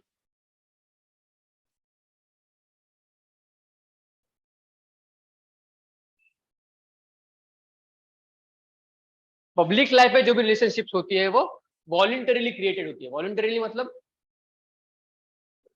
हाँ हाँ, वॉलंटरी खुद की इच्छा से, अपना बेनिफिट जहाँ पे दिख रहा है वहां पे रिलेशनशिप बनाओ। ठीक है, और यहाँ पे वॉलंटरी नहीं होती, होती भी होगी कभी कभी, वॉलंटरीली होती है कभी कभी नहीं होती। आप खुद का फायदा देख के किसी से दोस्ती नहीं करते हो पर्सनल बिहाफ पे, है ना, दोस्ती तभी होती है जब आपकी थिंकिंग मिल जाती है एक दूसरे की, तभी होती है ना, पर्सनल लेवल पे। पब्लिक रिलेशनशिप जो भी होती है वो मोस्टली रेगुलेटेड होती है ना, कोई भी ऑर्गेनाइजेशन में आप लोग काम कर रहे हो, आज 9 बजे आ रहे हो, कल को अगर इन्होंने रूल बनाया कि 11 बजे आओ तो आप 11 बजे आओगे, मतलब यहाँ पे कंट्रोल किया जा सकता है, रेगुलेटेड होती है। पर ये राजरी अनरेगुलेटेड होती है, आपकी पर्सनल एक्टिविटी, आपको कैसे बिहेव करना है, कोई कितना भी लॉ बना दे पर आप वैसे ही बिहेव करोगे जैसे आपको बिहेव करना है। ठीक है, तो ये अनरेगुलेटेड होती है। और गवर्न किससे होती है, जो भी आपकी पर्सनल वैल्यूज होंगी, जो भी एथिक्सली वैल्यूज आपके अंदर इनकलकेट हुई होगी, जो भी ट्रेडिशन को आप फॉलो करते हो बचपन से लेके आज तक, उनसे डिपेंड होता है कि आप अपनी खुद की प्राइवेट लाइफ में कैसे बिहेव करते हो लोगों के साथ में। ठीक है, पब्लिक लाइफ का रिलेशन जो होता है वो टेम्पररी होता है, मैं अभी यहाँ पे पढ़ा रहा हूँ कि यहाँ का जो भी कंडक्ट है एथिक्स का वो यही भी फॉलो करूंगा, यहाँ से छोड़ के अगर कहीं और जाऊंगा तो फिर वहां का फॉलो करूंगा, मतलब टेम्पररी है, परमानेंट नहीं है। और ये यूजुअली हमारा जो भी मेरा प्राइवेट पर्सनल जो भी मेरा नेचर है वो मेरा परमानेंट रहेगा मेरे, इसमें मैं जहां कहीं भी जाऊंगा। ठीक है, तो ये डिफरेंसेस हो गए पब्लिक और प्राइवेट रिलेशनशिप के, क्लियर है सबको डिफरेंसेस, समझ में आ गया प्राइवेट रिलेशनशिप कैसे होता है, पब्लिक रिलेशनशिप कैसे होता है, तो ठीक है, लिख लिया सबने इसको, लिख लेना इस शॉर्ट शॉर्ट में लिखना, जो भी मतलब मैंने हाईलाइट किया है ना उनको ठीक से लिखना बस, वो बहुत इंपॉर्टेंट है पूरी लाइन लिखने से अच्छा।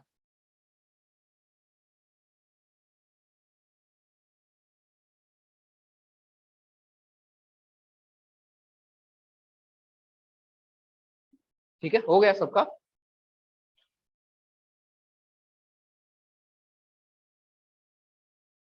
ये कुछ क्वालिटीज है जो पब्लिक रिलेशनशिप में यूजुअली फॉलो होती है, लिख लो इनको। Ethics for public relationship. Openness होती है, जो भी हमारी हमारा जो भी किसी चीज को लेके हमारा जो भी थिंकिंग है वो हम सबके साथ शेयर करते हैं। फिर है ऑनेस्टी एंड इंटीग्रिटी। किसी प्रोफेशन में, किसी ऑर्गेनाइजेशन में हम जब काम करते हैं तो हम ऑनेस्ट रहते हैं, हमारी इंटीग्रिटी होती है, साथ में सत्यनिष्ठा से करते हैं। फिर एक दूसरे के लिए रिस्पेक्ट होती है। रूल ऑफ लॉ, मतलब जो भी रूल है, लॉ है उस ऑर्गेनाइजेशन का, वो हम लोग फॉलो करते हैं। और आखिरी है इक्वालिटी एंड यूनिफॉर्मिटी। आप इस कोचिंग के स्टूडेंट्स हो तो मेरे लिए आप सब सेम हो, कोई ज्यादा बड़ा है कोई छोटा है नहीं, मैं सबको इजी इक्वली पढ़ाऊंगा। अगर किसी को समझ में नहीं आया एक को भी तो मैं फिर से पूरी चीज बताऊंगा, ठीक है ना। तो ये हो गया इक्वालिटी को हम लोग फॉलो करते हैं जब हम पब्लिक लाइफ में होता है तब। हो गया, लिख लिया।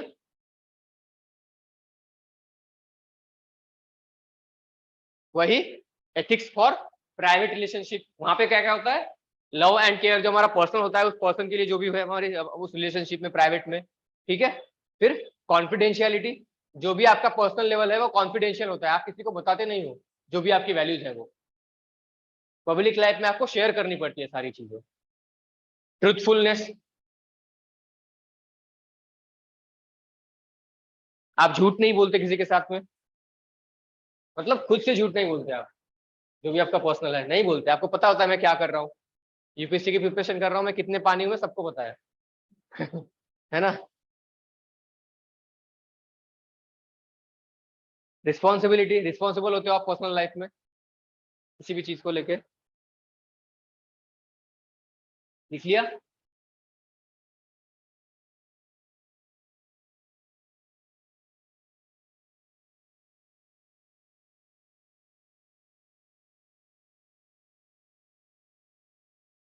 खास खास,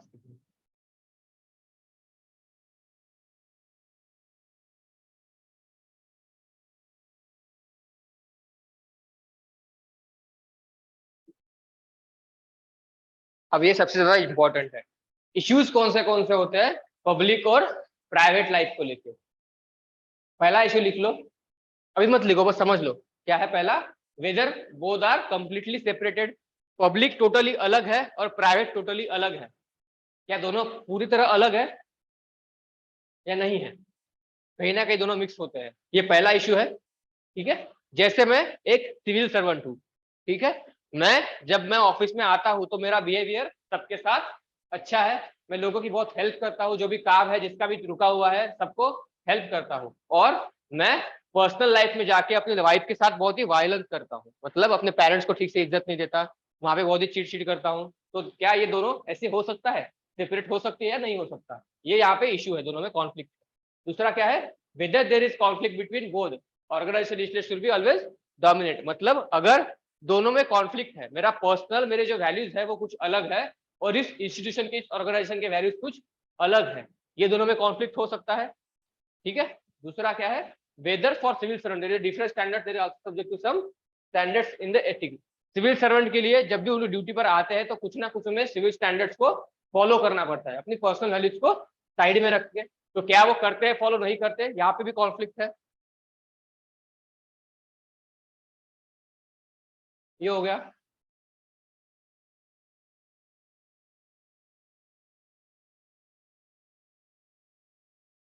ये बोलते हैं कि when private life boundary ends public life boundary start. ये समझ आ रहा है सबको, जो भी हमारी इंडिविजुअल हमारी लाइफ की जो थिंकिंग होती है उसको हमें साइड में रखना पड़ता है, तभी हम पब्लिक के बारे में सोच पाते हैं। ठीक है ना, ये चीज होगी।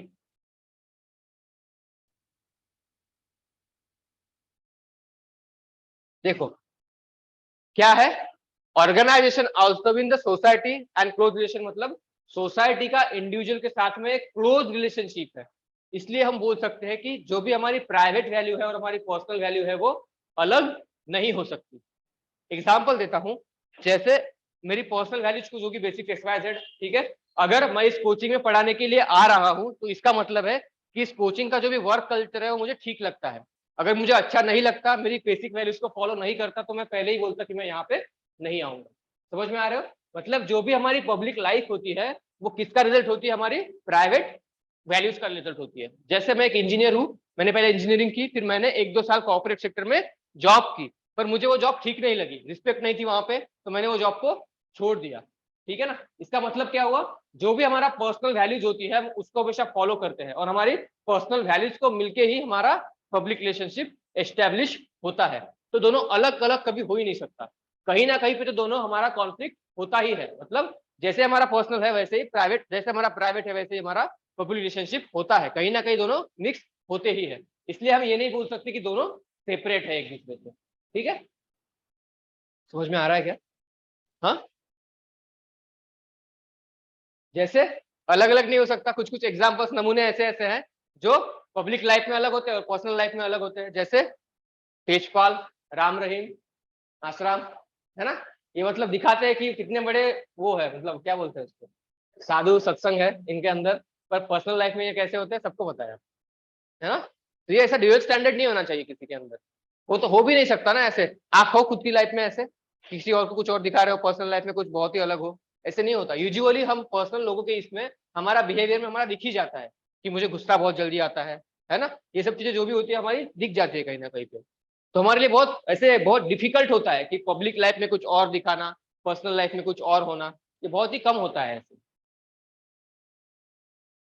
इसको लिख लो, इश्यूज कौन से है, पहला वाला, whether there is a complete separation, और उसमें लिखना डैश करके पहला वाला point, since organization belong to society there is close relationship between ethics, public and private life. सब में बहुत ज्यादा क्लोज रिलेशनशिप है, कोई अलग हो ही नहीं सकता एक दूसरे से।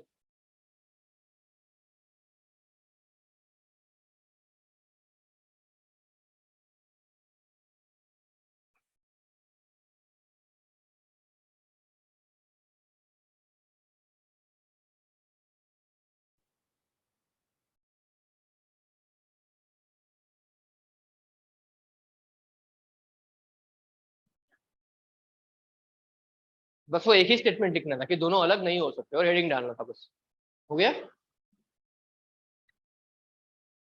दूसरा लिखो, concept of conflict of interest.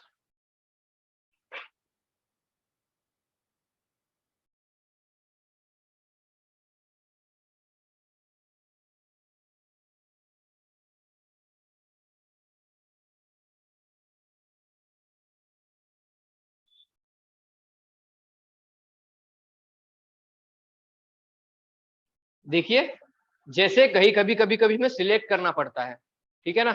अब कोई अवार्ड देना है इस इंस्टीट्यूशन में, मुझे आप 10 लोगों में से किसी एक का नाम सिलेक्ट करना है, और कोई मेरा भाई यहाँ पे बैठा हुआ है ना।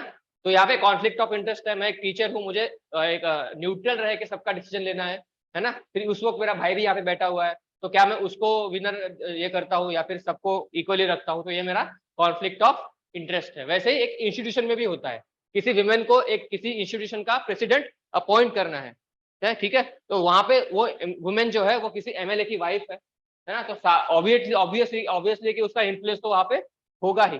तो वहां पे जो भी अथॉरिटी उनको अपॉइंट करने वाली होगी, उनके ऊपर कॉन्फ्लिक्ट ऑफ इंटरेस्ट हो सकता है, ठीक है ना। अगर वो ओबीडियंटली न्यूट्रली होकर डिसीजन ले पाते हैं तभी उन्होंने डिसीजन लेना चाहिए, अगर वो नहीं कर पाते तो उन्होंने रिजाइन कर देना चाहिए, या फिर बोल देना चाहिए कि मैं यहाँ पे अपॉइंटमेंट नहीं कर सकता, किसी और से आप करवा लो, ठीक है। जैसे अभी जो एनवी रमन्ना है अपने चीफ जस्टिस थे, उन्होंने एक मैटर में खुद को साइड में रख लिया था कि मैं यहाँ पे डिसीजन नहीं लूंगा करके, ठीक है, कोई और ले लेगा। वो क्या होता है, कॉन्फ्लिक्ट ऑफ इंटरेस्ट की वजह से।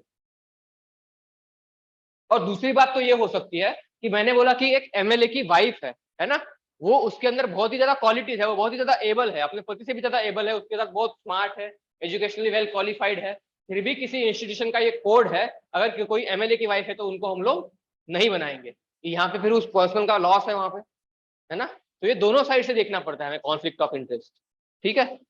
जैसे मेरा भाई था समझो इस क्लास में, तो वो भी बहुत ज्यादा होशियार था, क्लास में सबसे ज्यादा अच्छे मार्क्स लाता था, तो फिर भी अगर मैं उसको दे रहा हूँ नहीं दे रहा हूँ तो ये मेरा फिर पर्सनल कॉन्फ्लिक्ट है। अगर मैं दूंगा तो बोलेगी कि नहीं अपने भाई को ही दे दिया इसने तो, ठीक है ना। तो ये होता है कॉन्फ्लिक्ट ऑफ इंटरेस्ट, वहां पे हमें पर्सनल चीजों को साइड में रख के पब्लिक वेलफेयर के लिए डिसीजन लेने पड़ते हैं। और जो भी फैक्ट्स होंगे, जो भी थेसिस होंगे, उनको ध्यान में रख के डिसीजन देना है कि नहीं, अगर एमएलए की वाइफ सबसे ज्यादा एलिजिबल है तो नहीं, उसको मिलना चाहिए। मेरा भाई अगर सबसे ज्यादा आपसे होशियार है तो उनको उसको अवार्ड मिलना चाहिए। ये क्लियर है सबको? कॉन्फ्लिक्ट ऑफ इंटरेस्ट लिख लिया इसने?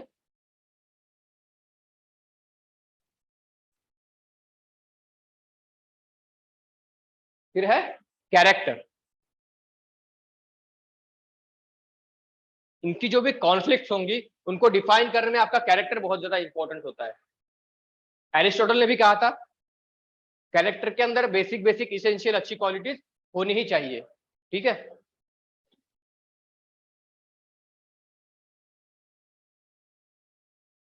क्यों कह सकते हैं? क्योंकि अगर किसी पब्लिक चीजों में जब भी अपॉइंटमेंट होती है, सिविल सर्विसेज में अपॉइंटमेंट होती है, तब आपका इंटरव्यू लिया जाता है ना। इंटरव्यू में वो लोग क्या देखते हैं? आपकी पर्सनलिटी देखते हैं, आपके पर्सनल व्यूज देखते हैं। ठीक है ना। वो आपका सिलेक्शन कब करते हैं? जब उनको लगता है कि नहीं, इसकी जो भी पर्सनल वैल्यूज है वो पब्लिक लाइफ में जब आएगा तब ये वेलफेयर कर पाएगा, तभी आप वो आपको सिलेक्ट करते हैं।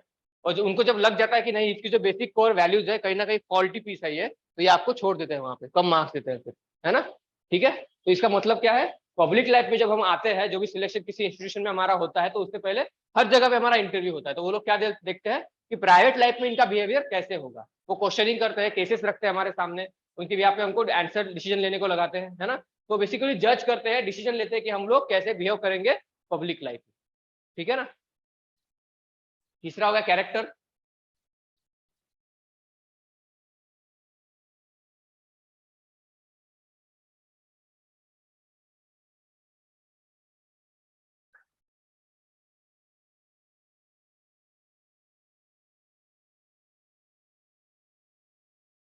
ठीक है, कुछ कुछ चीजें होती है जो कॉमन नहीं होती पब्लिक लाइफ में और प्राइवेट लाइफ में। जैसे बेसिक बेसिक हैबिट्स होगी, जैसे eating, social life, living, marriage, किसके साथ मैरिज करनी है, आपका पर्सनल इश्यू हो गया। सोसाइटी आपके ऊपर दबाव नहीं डाल सकती, आपको क्या खाना है, क्या क्या खाना नहीं है। आपकी ईटिंग हैबिट्स हो गई, इसके ऊपर कोई आपको प्रेशराइज नहीं कर सकता। भले ही सोसाइटी बोलेगी कि नॉनवेज खाना बुरी बात है, फिर भी आपकी पर्सनल चॉइस है।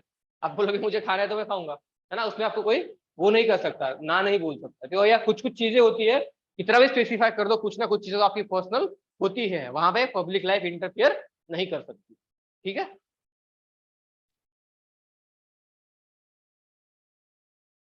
उसके बाद बहुत इंपॉर्टेंट टॉपिक है ये, ethics in public and private relationship for civil services. एक सिविल सर्वेंट के लिए पब्लिक और प्राइवेट लाइफ में रिलेशनशिप कैसी होनी चाहिए।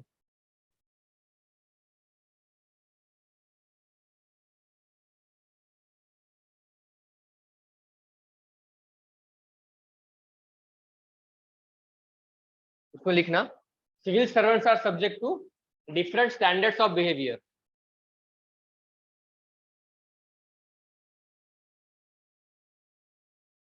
Civil servants are subject to different standards of behavior.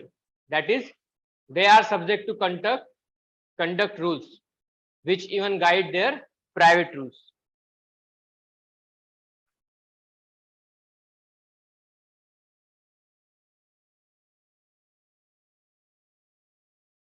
जब आप किसी ऑर्गेनाइजेशन में काम करते हो, वहां के रूल्स और कंडक्ट जब आप फॉलो करते हो, तो एक सिविल सर्वेंट के लिए बहुत इंपॉर्टेंट है कि वो जो रूल्स और रेगुलेशन है वो अपनी पर्सनल लाइफ पे भी फॉलो करे।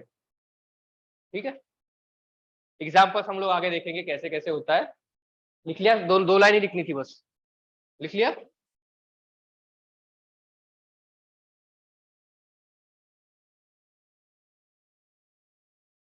तो पहला है कि सिविल सर्वेंट को कोई फिक्स आवर्स ऑफ वर्क नहीं होता। पुलिस में हो गया, जैसे पुलिस डिस्ट्रिक्ट एडमिनिस्ट्रेशन में आपको डीएम को बहुत रात देर रात तक काम कर सकता है, तो वहां पे आपको डिफ्रेंशिएट नहीं कर सकते कि ये मेरी प्राइवेट लाइफ है, मेरी पब्लिक लाइफ है।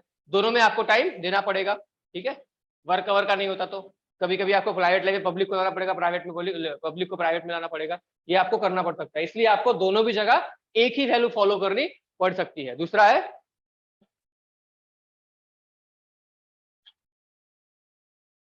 कुछ कुछ कॉमन चीजें होती है जो सिविल सर्वेंट को दोनों यहाँ पे अप्लाई करनी पड़ती है। जैसे पहले हो गया, they should not remain partition, मतलब अलग नहीं हो सकते। आधा टाइम यहाँ पे दूंगा, आधा टाइम वहां पे दूंगा, आपको दोनों जगह पे प्रेजेंट रहना है। और कभी, जैसे फॉर एग्जाम्पल अभी कोरोना का जो भी केसेस बढ़ रहे थे, आप फिलहाल छुट्टी मना रहे हो कहीं फॉरेन में जाके अपनी फैमिली के साथ में, पर आपको अचानक पता चला कि आपके डिस्ट्रिक्ट में कोरोना बहुत तेजी से फैल रहा है, तो उस टाइम पे आपको वापस आना पड़ेगा क्योंकि आपकी ड्यूटी है। है ना, आप वहां पे डिनाई नहीं कर सकते। ठीक है, ये हो गया आपका पब्लिक लाइफ का कोड ऑफ कंडक्ट हो गया। आपको अपनी पर्सनल चीजें वहां पे आप कैरी नहीं कर सकते कि अभी मैं छुट्टी पे हूँ, मेरी पर्सनल लाइफ है, मैं एंजॉय करूंगा, नहीं, आपको वापस आना है वहां पे, क्योंकि आपकी ड्यूटी है। ठीक है, उसके बाद है सेल्फलेसनेस, खुद को हमेशा साइड में रखना पड़ता है, खुद की पर्सनल जो भी बेनिफिट्स होगी उसको। और तीसरा है, किसी से आप गिफ्ट नहीं ले सकते, है ना, रिश्वत नहीं लेंगे किसी भी फॉर्म में हो, वैसे ही ब्राइब, टेंजिबल या फिर इंटेंजिबल। टेंजिबल मतलब जो दिखता है आंखों से, कोई भी फॉर्म हो। इंटेंजिबल मतलब जो दिखता नहीं है, जैसे हमारा कल्चर हो गया, है ना, कुछ दिखता नहीं है, वो इंटेंजिबल हो गया। तो किसी भी फॉर्म में किसी से भी ब्राइब या फिर गिफ्ट हमें एक्सेप्ट नहीं करने, भले वो टेंजिबल या फिर इंटेंजिबल फॉर्म में हो।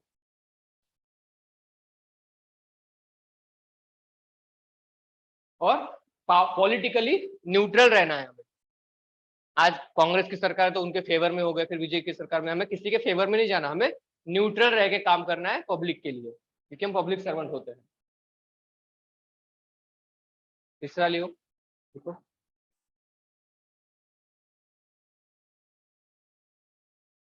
एक्ट ऑफ मैरिज में भी आपको डिफरेंशिएट करना पड़ सकता है, क्योंकि आपका पर्सनल इश्यू भले ही हो, पर पॉलीगैमी यहाँ पे अलाउड नहीं है हमारी हमारी सोसाइटी में। इसलिए आपको एक ही शादी करनी पड़ेगी, आप 5-6 शादी नहीं कर सकते जब आप सिविल सर्वेंट हो। ठीक है, तो आपको जो भी एथिकल कोड्स होते हैं सोसाइटी के, उसको भी फॉलो करना पड़ता है अपनी पब्लिक लाइफ में। उसके बाद है, आपको अपना पर्सनल और प्राइवेट दोनों इनकम डिस्क्लोज करना पड़ता है एक सिविल सर्वेंट को। ठीक है, मतलब कुछ भी आप प्राइवेट नहीं रख सकते, आपकी जो भी इनकम है, आपका जो भी फाइनेंशियल जो भी हेल्थ है, सब आपको डिक्लेयर करना पड़ेगा, आपको अपने एसेट्स को। लिख लिया सबने ये 4 पॉइंट।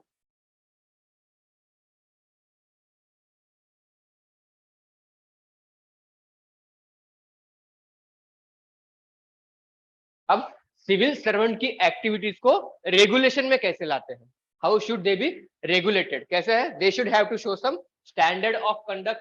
हर एक सिविल सर्वेंट की जब ट्रेनिंग होती है तो वहां पे उनको बताया जाता है कि स्टैंडर्ड कोड ऑफ कंडक्ट कैसे होना चाहिए। ठीक है, दूसरा है, they can't be express their political views in the matter. चाह के भी आप पब्लिक लाइफ में अपना जो भी मत होगा, जो भी आपका व्यूज होंगे, किसी पॉलिटिकल पार्टी को लेके आप नहीं बता सकते, वो डिस्क्राइब नहीं कर सकते, क्योंकि आपके ऊपर रेस्ट्रिक्शंस होता है वो चीज, है ना, आप नहीं कर सकते सिविल सर्विस लाइफ में। तीसरा है, they can't take their private assignment which can be conflict of interest. मतलब अभी आपको किसी कोचिंग में, मतलब फॉर एग्जांपल जैसे आपको कोई कोचिंग खड़ी करनी है, आप एक सिविल सर्वेंट हो, आपको एजुकेशन सेक्टर में नहीं कोचिंग खोलनी है, ठीक है, फिर गवर्नमेंट ने कोई स्कीम लाई, जैसे है ना महाज्योति वगैरह, आप उसके थ्रू आप अपनी ही कोचिंग को फायदा प्रोवाइड कर रहे हो, तो ये क्या हो गया, कॉन्फ्लिक्ट ऑफ इंटरेस्ट हो गई। तो आपको इन सब चीजों को अवॉइड करना है। ठीक है ना, किसी भी पब्लिक चीजों को आप अपनी पर्सनल प्राइवेट मोटिव के लिए यूज नहीं कर सकते। ठीक है, ये कुछ रेगुलेशंस थी। तो ये हो गया ethics in the private and public relationship, और ethics for the civil servant. Private और पब्लिक रिलेशनशिप के लिए सिविल सर्वेंट को कैसे कैसे कोड्स को फॉलो करना है। ठीक है, क्लियर है सबको।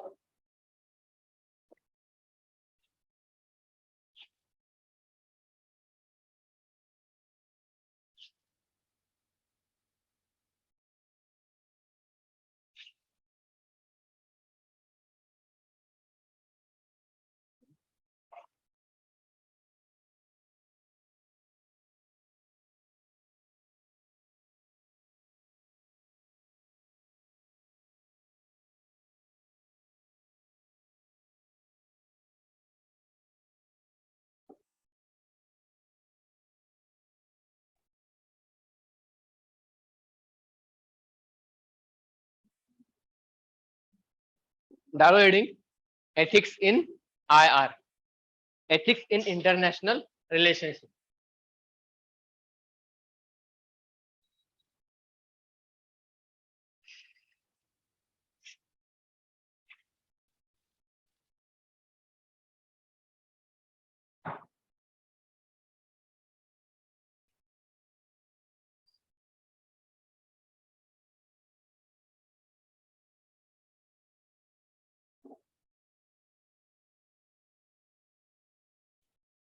लिखो, ethics in international relationship means relationship among nation state which should be conducted on the basis of some ethical standards.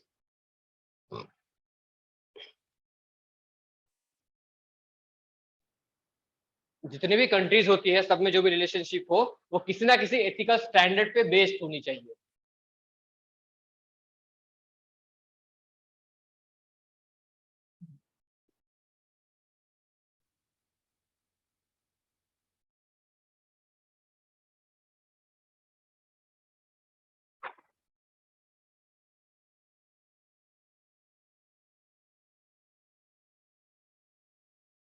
फिर ये लिख लो पॉइंट्स डाल के, पहला पॉइंट है respect to each others on the basis of equality.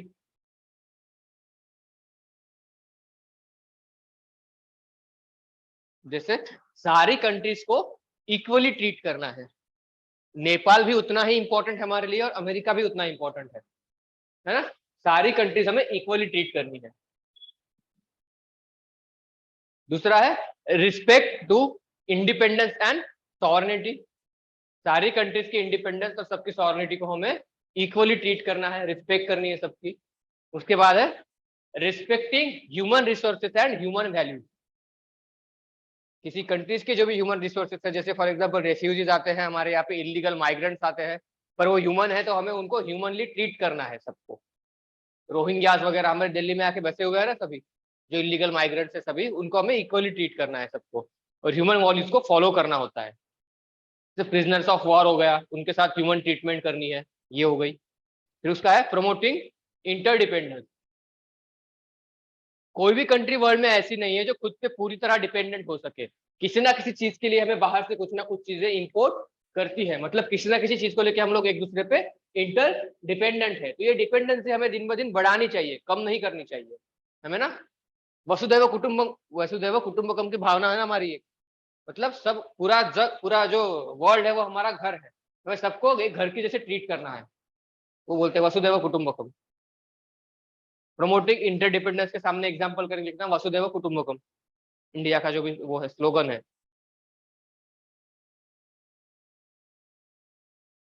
वसुदैव कुटुंबकम एक संस्कृत श्लोक है ये।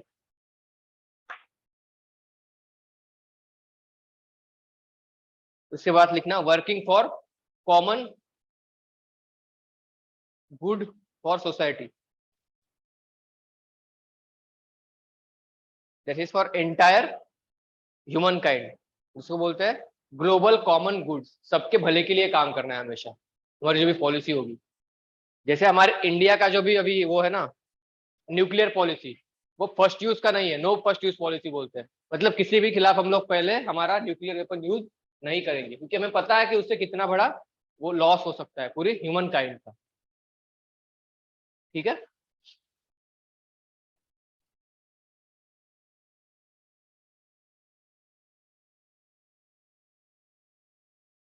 उसके बाद लिखो every nation state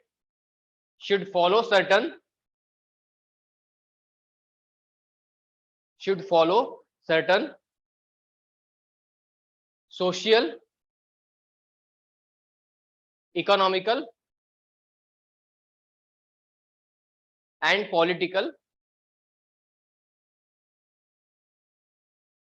standards of value, standard of values,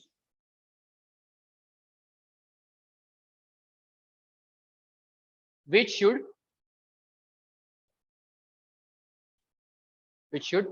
directly and indirectly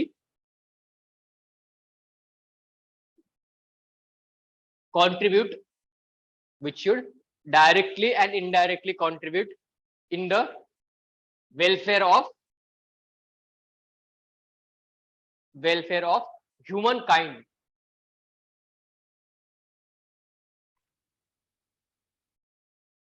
ठीक है। जो भी हमारा सोशल कंडक्ट है, पॉलिटिकल कंडक्ट है या फिर इकोनॉमिक कंडक्ट है, वो ऐसी होनी चाहिए कि सबका उसमें वेलफेयर होना चाहिए। जैसे फॉर एग्जांपल चाइना में कोई चीज मिलती नहीं है पर हमारे इंडिया में वो चीज मिलती है, तो हम उसको ऐसे नहीं करना चाहिए कि बहुत ही ज्यादा दाम में उनको बेच रहे हैं। एक नॉर्मल प्राइस उस चीज की होनी चाहिए, है ना, जिन्हें यूजुअली सबका बेनिफिट हो। दूसरी एक चीज है, जो भी रिवर कॉन्फ्लिक्ट होती है, ब्रह्मपुत्र रिवर चाइना में से इंडिया में आती है, इंडस रिवर इंडिया से पाकिस्तान में जाती है, तो कोई भी पॉलिसी ऐसी नहीं बनानी है जिस पॉलिसी से वहां के लोगों को हार्म हो। कल को अगर चाइना ने ब्रह्मपुत्र पे डैम बना दिया तो हमारा जो भी अरुणाचल प्रदेश, आसाम की कुछ जो भी जिले डिस्ट्रिक्ट होंगे वहां पे पानी की समस्या आ जाएगी, पानी की प्रॉब्लम आ जाएगी। तो चाइना ने कोई ऐसी पॉलिसी नहीं बनानी चाहिए। वैसे सिमिलरली इंडिया ने भी ऐसी कोई पॉलिसी नहीं बनानी चाहिए जो कि हम वहां का जो ब्लॉकेज है वो रिवर को हम लोग ब्लॉक कर दे, ठीक है ना। तो इसेंशियल गुड्स को हम लोग ब्लॉक नहीं कर सकते हैं, ठीक है। फिर है theoretical prospectives, theoretical prospectives of ethics in international relation.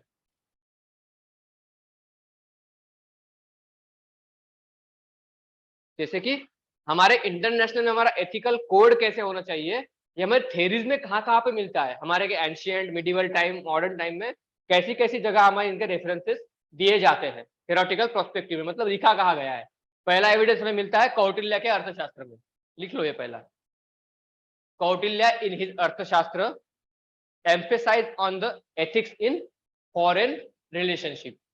For example, जब चंद्रगुप्त मौर्य ने सेल्यूकस निकेटर को हरा दिया था, उसके बाद उन्होंने उनका राज्य लिया नहीं, उसमें से कुछ पार्ट उनको ही दे दिया, थोड़ा बहुत फिर खुद के एडमिनिस्ट्रेशन के लिए लिया, है ना।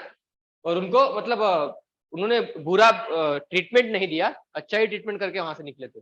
इसका मतलब क्या है, एंशिएंट टाइम से ही हमारे यहाँ पे एथिक्स इंटरनेशनल रिलेशनशिप में ध्यान दिया जाता है। उसके एविडेंस भी हमें उसके बुक में मिलते हैं, एविडेंस अर्थशास्त्र में। उसके बाद दूसरा पॉइंट लिखो, Indian philosophy had remained inclusive and respective to, Indian philosophy had remained inclusive and receptive to ideas and practices of other countries, ठीक है ना। सबसे पहले हमारे यहाँ पे आर्यंस आए, ठीक है, आर्यंस भी इस तरीके से आए, उन्होंने हम पे यहाँ पे आए, हमारे यहाँ पे रह गए। अभी हम में से कौन आर्यन था कौन नहीं हम लोग बता नहीं सकते, हमने उनको भी एक्सेप्ट किया। आर्यंस के बाद इंडो ग्रीक आए, शाकाज आए, कुशांस आए, है ना, वो भी हमारी सोसाइटी में उन्होंने अपना कुछ कल्चर वहाँ पे मिक्स किया और ये भी यहाँ पे मिक्स हो गए। उसके बाद इस्लाम्स आए, इस्लामिस्ट आए, वो भी यहाँ पे आके मिक्स हो गए। मतलब हमारी जो भी फिलोसॉफी है, हमारी कंट्री का जो भी हिस्ट्री है, हमारा कल्चर है, वो ऑल को इंक्लूजन करता है, सबको हमारे मिलाने में ध्यान देता है। समझ में आ रहा है ना। दूसरा पॉइंट, हमारी फिलोसॉफी जैसी है कि हमने सबको यहाँ पे सबके आइडिया, सबके व्यूज, सबके रिलीजन को यहाँ पे एक्सेप्टेंस दी है। कैसे, पहले से, एंशिएंट टाइम से। उसके बाद लिखना, institutions like UN establish for promotion of common goods, common good इतना लिख लो, institution like UN establish for promotion of common good, common good which propagates shared values, common goods which propagate shared values।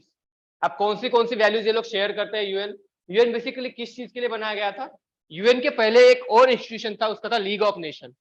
जब first world war हुआ था उसके बाद में league of nation बनाया गया था। लीग ऑफ नेशन इसलिए बनाया गया था ताकि दूसरा वर्ल्ड वॉर ना हो।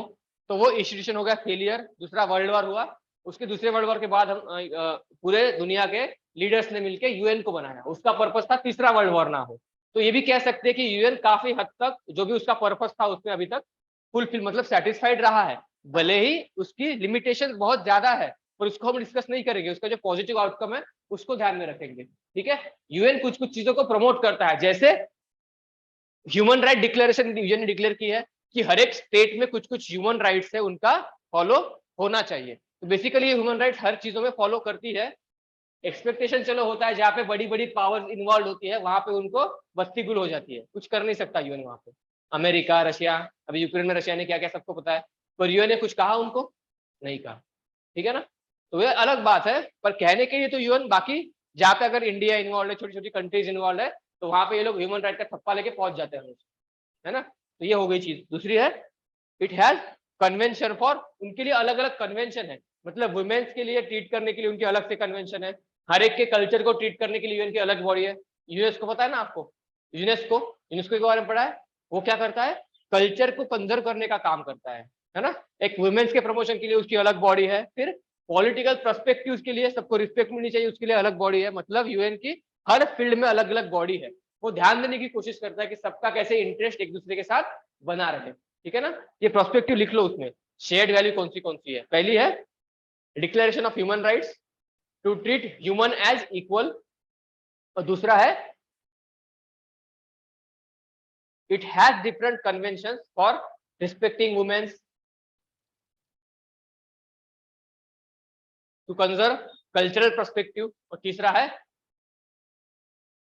To establish political respect for one another.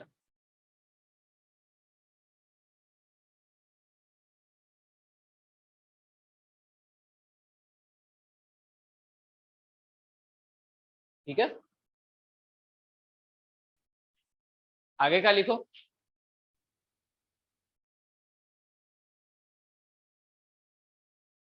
ethics in international relation is also, मतलब इतना लिखो, also promoting ethics in governance, ethics in governance through research and ethical practices in different countries.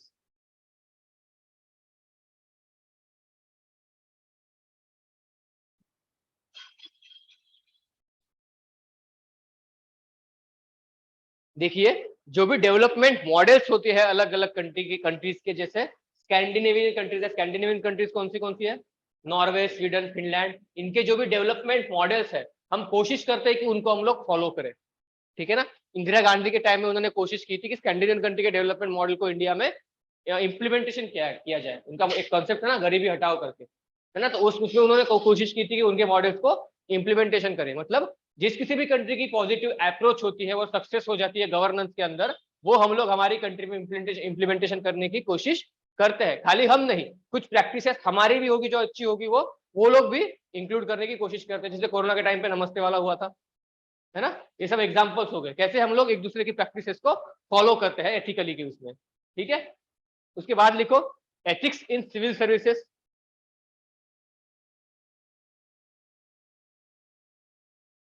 वैसे तो कहा जाता है कि सबसे जो स्ट्रेंथन, जो भी स्ट्रॉन्ग सिविल सर्विसेज है वो हमारी इंडिया की है, पर इंडिया से भी अच्छी कहते हैं कि फ्रांस की होती है।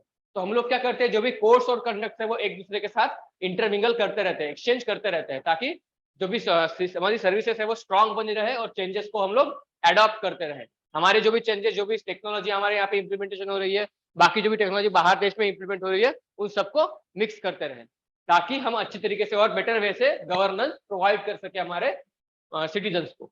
ठीक है, अगला लिखो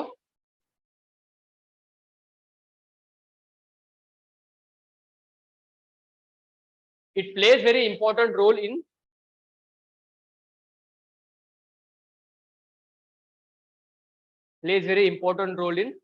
popularization of good governance, popularization of good governance,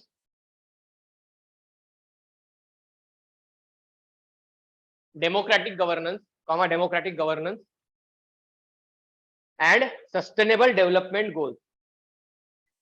जो भी एथिकल वैल्यूज है उनका इंपॉर्टेंस अगर इंटरनेशनल रिलेशनशिप में हो, तो उस चीज से जो भी इंटरनेशनल गवर्नेंस है और डेमोक्रेटिक वैल्यूज है वो भी प्रमोट होती है, और हम सस्टेनेबल डेवलपमेंट भी कर पाते हैं, है ना। जैसे कुछ कुछ एग्रीमेंट्स थे, उसके हिसाब से एनवायरमेंट को डिग्रेड करने वाले जो भी कंपोनेंट्स थे उनको कम यूज करने के लिए डेवलपिंग कंट्रीज को फंड प्रोवाइड करती है। फॉर एग्जांपल पेरिस एग्रीमेंट, है ना, मॉन्ट्रियल वियना एग्रीमेंट, ये सब उसमें आता है। ठीक है, क्लियर है, 6 पॉइंट लिख लिए हमने। ये सब सारे हो गए theoretical prospectives of ethics in the international relationship. Clear है सबको ये? ठीक है,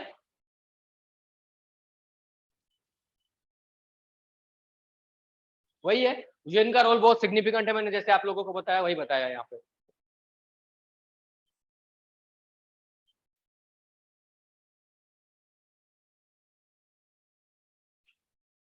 ये लिख लो, 3 prominent theoretical perspectives in the international relations। पहला है मॉरल रियलिज्म, फिर है मॉरल आइडियलिज्म, फिर है एथिक्स ऑफ ग्लोबल कॉमन्स।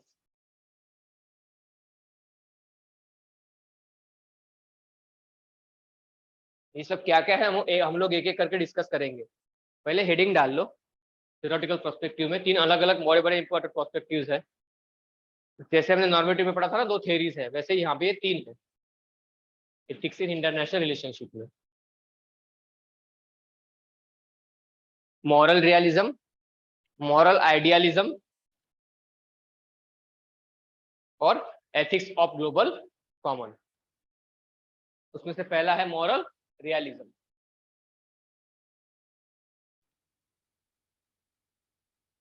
लिखो।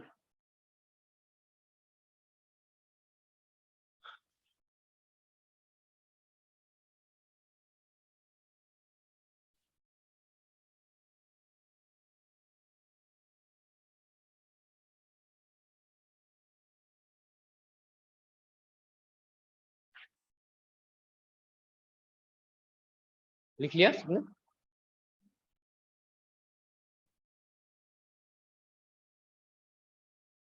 पहला लिखो मॉरल रियलिज्म। ये थियरी वाले बिलीव करते हैं कि जिसके पास भी पावर है वो पावर को यूज करके हम लोग पीस को एस्टेब्लिश कर सकते हैं इंटरनेशनल रिलेशनशिप में। लिख लो ये moral realism. It follows philosophy that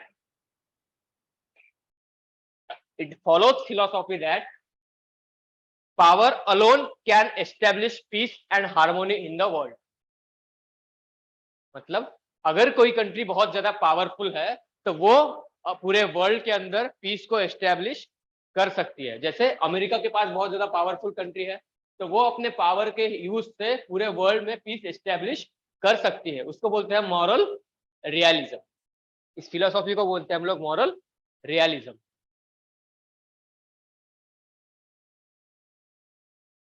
लिख लिया?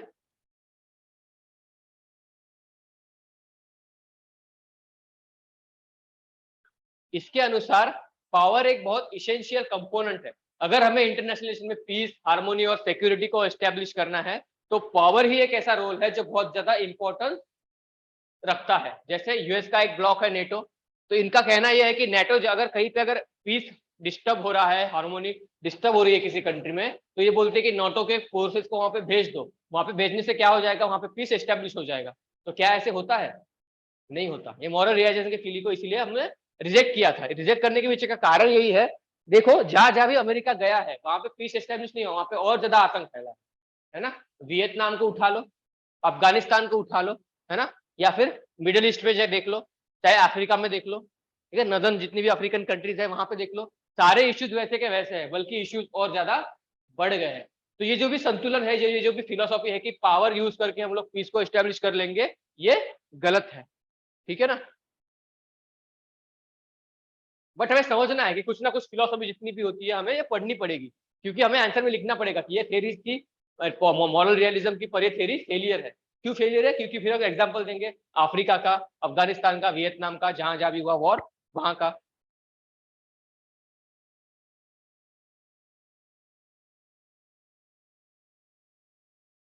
ये लिख लो।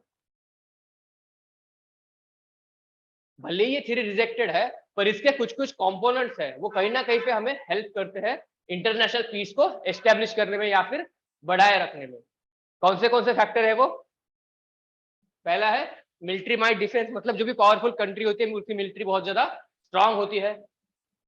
तो पूरा अगर पीस एस्टेब्लिश ना भी कर पाए तो हम लोग इसका यूज तो कर सकते हैं वहां पे एटलीस्ट। जैसे हमने देखा, जैसे ही अमेरिकी की फोर्सेस अफगानिस्तान को छोड़ के चली गई, अफगानिस्तान में वहां पे पूरा एक्वायर्ड कर लिया था, है ना। तो हम कुछ ना कुछ तो अमेरिका के कुछ ना हेल्थ से वहां पे कुछ ना कुछ स्टेबिलिटी तो बनी हुई थी वहां पे गवर्नमेंट में। ठीक है। दूसरा है टेक्नोलॉजी। जो भी पावरफुल कंट्रीज होती है वो अपने रिसर्च और डेवलपमेंट में बहुत ज्यादा अमाउंट खर्च करती है, तो इसकी वजह से उनकी जो भी टेक्नोलॉजी होती है वो बहुत ज्यादा डेवलप होती है। तो वो टेक्नोलॉजी हमें बाकी चीजों में काम आ सकती है ना। जैसे इंडिया, अफ्रीका, ब्राजील, रशिया, ये सब, सॉरी रशिया नहीं, ये सब क्या है, डेवलपिंग कंट्रीज है। ठीक है। तो ये फॉर एग्जांपल जैसे अभी हम इलेक्ट्रिसिटी प्रोडक्शन में कोल, थर्मल इलेक्ट्रिसिटी का बहुत ज्यादा यूज कर सकते हैं, यूज करते हैं हम लोग। पर जो डेवलप्ड कंट्रीज है वहां पे इलेक्ट्रिसिटी प्रोडक्शन की कुछ नई नई टेक्नोलॉजीज डेवलप हो गई है, वो लोग न्यूक्लियर से एनर्जी प्रोड्यूस कर रहे हैं। तो उसकी जो भी टेक्नोलॉजी है वो हम लोगों को प्रोवाइड कर सकते हैं ना, ठीक है, फ्री में कर सकते हैं। तो अगर वो लोग ऐसे करते हैं तो ये क्या होगा, एक ह्यूमन बेनिफिट के लिए होगा ना, कॉस्ट के लिए, ठीक है। तो इनकी टेक्नोलॉजी को हम लोग यूज करके बहुत ही काफी अच्छा खासा जो भी एनवायरमेंटल जो डिग्रेडेशन हो रहा था उसको हम लोग बचा सकते हैं, तो ऐसी भी हेल्प कर सकते हैं। तीसरा है इकोनॉमी का, ठीक है। जब फर्स्ट वर्ल्ड वॉर हुआ था उसके टाइम पे एक रूजवेल्ट थे शायद अमेरिका के प्रेसिडेंट, उन्होंने पॉलिसी लाई न्यू डील की। न्यू डील की पॉलिसी मतलब अमेरिका की कंपनीज घाटे में जा रही थी, तो उन्होंने कंपनीज को एक प्रोस्पेक्टिव दिया कि आप बहुत ज्यादा प्रोडक्शन करो, और जो प्रोडक्शन की जो चीजें थी वो सारी इन्होंने यूरोप में फ्री में या फिर बहुत ही कम दामों में बेच दी थी, ठीक है। उससे क्या हुआ, अमेरिका की जो इकोनॉमी थी वो बहुत ही ज्यादा बूम हो गई थी, ठीक है ना। तो ये लोग इकोनॉमी को भी किसी चीज की बनाते हैं। दूसरा एग्जांपल, जब 1990 में हमारा फॉरेन एक्सचेंज खत्म हो गया था तो हमने एलपीजी की पॉलिसी लाई, उसके वहां पे हमने हमको आईएमएफ ने बहुत ज्यादा लोन दिया था, ठीक है ना। तो ये क्या हो गया, जिस किसी कंट्री की इकोनॉमी खत्म हो रही है, खराब हो रही है, उसको बिल्डअप करने की कोशिश भी ये बड़े बड़े पावरफुल कंट्रीज करती रहती है, ठीक है ना। तो ये भी एक फायदा होता है वहां से। दूसरा है पॉलिटी एंड डेमोक्रेसी। देखिए, किसी भी चीज में अगर पॉलिटी और डेमोक्रेसी को बनाए रखना है तो उस कंट्री में स्टेबिलिटी लाना बहुत ज्यादा जरूरी है। फॉर एग्जाम्पल श्रीलंका ले लो, है ना।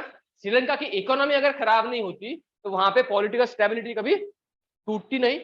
वहां पे पॉलिटिकल इंस्टेबिलिटी क्यों है, क्योंकि वहां पे इकोनॉमी पूरी खत्म हो गई, ठीक है। तो जो भी ये भी पावरफुल कंट्रीज थी, अगर वहां पे कुछ ना कुछ इंप्लीमेंटेशन लाती तो मे भी हो सकता था, या फिर अगर अगर इंडिया वहां पे इंटरफेरेंस कर देता तो इंडिया चाहे तो वहां पे जो भी इशू है वहां पे वो नहीं होता, ठीक है। पर किसी ने इंटरफेरेंस ना करने की वजह से उनकी इकोनॉमी पूरी खत्म हो गई। जब इकोनॉमिकल इम्बैलेंस होता है तो उसका इम्पैक्ट सोसाइटी पे दिखता है ना। और जब सोसाइटिकल इम्बैलेंस होता है तो फिर उसका इम्पैक्ट पॉलिटिकल में दिखता है ना। तो चीजें इंटर रिलेटेड है। तो यहाँ पे कहने का मतलब ये है कि ये जो बड़ी बड़ी पावर्स है, पावरफुल कंट्रीज होती है, वो अगर पूरी तरह इस्टेब्लिश ना भी कर पाए तो इनडायरेक्टली वो कुछ ना कुछ तो हेल्प वहां पे जरूर कर सकती है, ठीक है ना। तो ये थ्योरी पार्शियली एक्सेप्टेड है, टोटली रिजेक्टेड है, ठीक है। अगर बोलेंगे कि पावर का यूज करके हर कंट्री में पीस ला सकते हैं तो सॉरी, गलत है ये बात, है ना। पार्शियली हम लोग ला सकते हैं, ठीक है। कौन से फैक्टर से ला सकते हो, फैक्टर्स आपने लिख लिए, मिलिट्री माइट, दूसरा कौन सा है टेक्नोलॉजी, फिर इकोनॉमी, और फिर political and stability, political and democracy.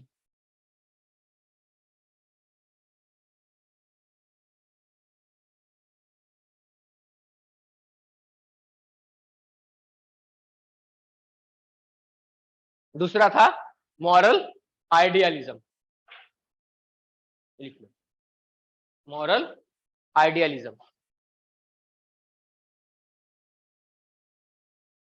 पहला कह रहा था कि पावरफुल कंट्री एस्टेब्लिश कर सकती है, मॉरल आइडियलिज्म कहता है कि moral values should become basis of international relation. जब भी किसी कंट्री के साथ हमारा इंटरनेशनल रिलेशनशिप जो भी एस्टेब्लिश होता है वो कोई ना कोई मॉरल वैल्यूज पे बेस्ड होना चाहिए। जैसे हमारी पंचशील ट्रीटी है चाइना के साथ में, म्यूचुअल रिस्पेक्ट करेंगे, एक दूसरे की बाउंड्री में इंटरफेयर नहीं करेंगे, एक दूसरे के इंटरनल मैटर में इंटरफेयर नहीं करेंगे, ये हो गई हमारी पंचशील ट्रीटी चाइना के साथ में। वैसे ही गुजराल डॉक्ट्रिन है, ये गुजरात नहीं है, गुजराल है, एल लिखेगा रात में, गुजराल। गुजराल हमारे प्राइम मिनिस्टर थे ना एक,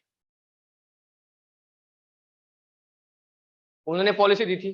पॉलिसी ये थी कि हम किसी पे डायरेक्टली फर्स्ट टाइम ऐसे डायरेक्टली अटैक नहीं कर सकते वॉर के टाइम पे, है ना। पीस और हार्मोनी जब तक हम एस्टेब्लिश करके रख पाए तब तक हम लोग एस्टेब्लिश करेंगे। तो ये क्या था, एथिकल वैल्यूज का यूज था इंटरनेशनल रिलेशनशिप में पॉलिसी के थ्रू। उसके बाद मोदी का डॉक्ट्रिन है, मोदी डॉक्ट्रिन क्या कहता है, ये सब डॉक्ट्रिन क्या कहते हैं, there should be a mutual respect in each and every country.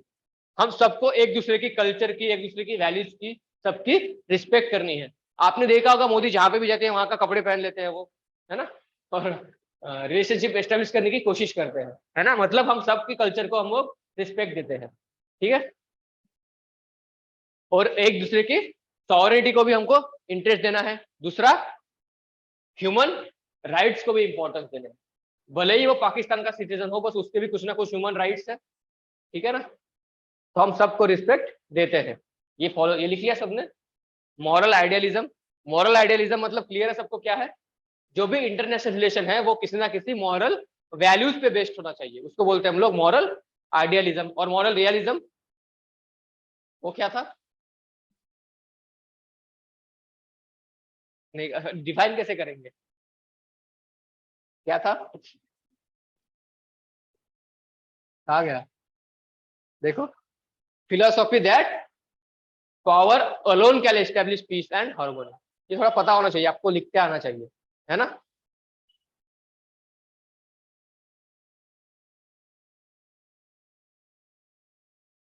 लिखो इसके हिसाब से जो भी rich and develop and prosperous countries है उनको पीस और डेवलपमेंट में रोल इंपॉर्टेंट रोल प्ले करना चाहिए, है ना? जैसे जो भी अनडेवलप्ड और अनडेवलप डेवलपिंग या फिर पुअर कंट्रीज है उनको डेवलपिंग कंट्री या फिर पावरफुल कंट्रीज कुछ ना कुछ हेल्प जरूर कर सकती है, बाय टेक्नोलॉजी हो या फिर बाय सोसाइटिकल हो, उनका एम्पावरमेंट एजुकेशन सेक्टर में, हेल्थ सेक्टर में कुछ ना कुछ हेल्प जरूर कर सकती है, तो उनको वो करनी चाहिए।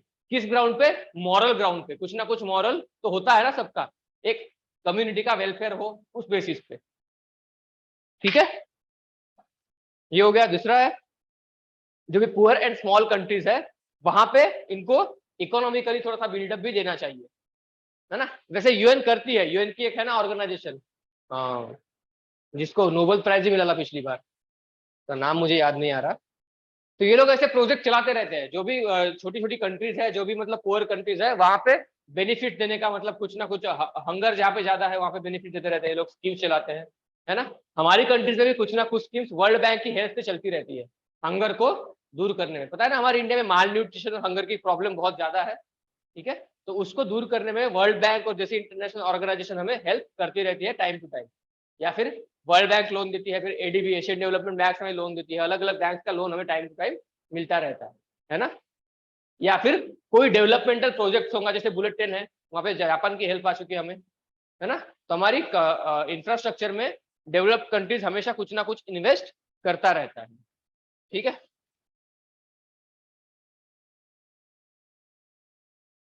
जैसे मॉरल आइडियलिज्म मतलब क्या है?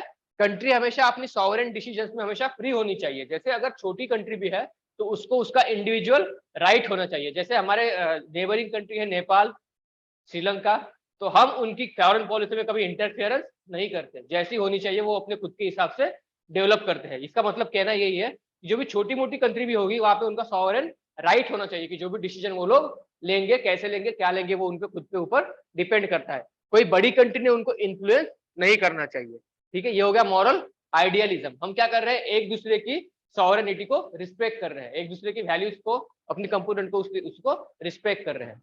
समझ में आ रहा है? हाँ सबको, ठीक है? जैसे पंडित नेहरू ने एक इंस्टीट्यूशन बनाया था, नैम, नॉन अलाइनमेंट मूवमेंट। इसका मतलब क्या था?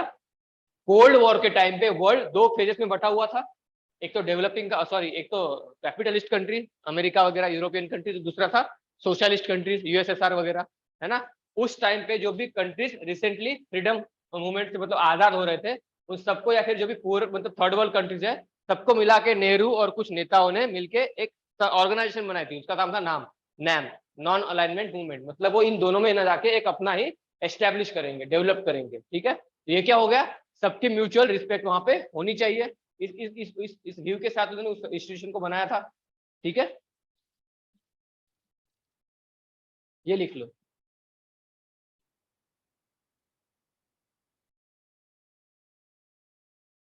देखिए, जो भी मॉरल आइडियोलॉजीज होती है, मॉरल फिलोसॉफी होती है, वो किसी ना किसी से गाइडेड होती है। तो कौन सी चीजों से गाइडेड होती है वो यहाँ पे दिया हुआ है। आप कितने भी मॉरल वैल्यूज अपने इंटरनेशनल रिलेशन में इनकलकेट कर लो, पर डिपेंड ऑन द सिचुएशन होता है, कैसी सिचुएशन है वहां पे, उस सिचुएशन के हिसाब से हर कंट्री बिहेव करती है। जैसे 1971 का वॉर हुआ था, उस टाइम पे चाइना ने पाकिस्तान को चाहते हुए भी सपोर्ट नहीं किया था, क्योंकि विंटर आ चुका था, हिमालय का पूरा रोड ब्लॉक हो चुका था, है ना? डिपेंड ऑन द सिचुएशन होता है, कैसी सिचुएशन है उसके हिसाब से हर कंट्री अपना बिहेव करती है। उसके बाद है ideology of government in power. अगर बीजेपी की गवर्नमेंट पावर में है तो उसकी पॉलिसी अलग हो सकती है, अगर कांग्रेस की है तो उसकी पॉलिसी अलग हो सकती है, अगर डोनाल्ड ट्रंप है तो उसकी पॉलिसी अलग होगी, ओबामा है तो उसकी पॉलिसी अलग होगी, ठीक है? जो भी गवर्नमेंट पावर में है उनकी आइडियोलॉजी के हिसाब से इंटरनेशनल रिलेशनशिप डिपेंड होती है ना?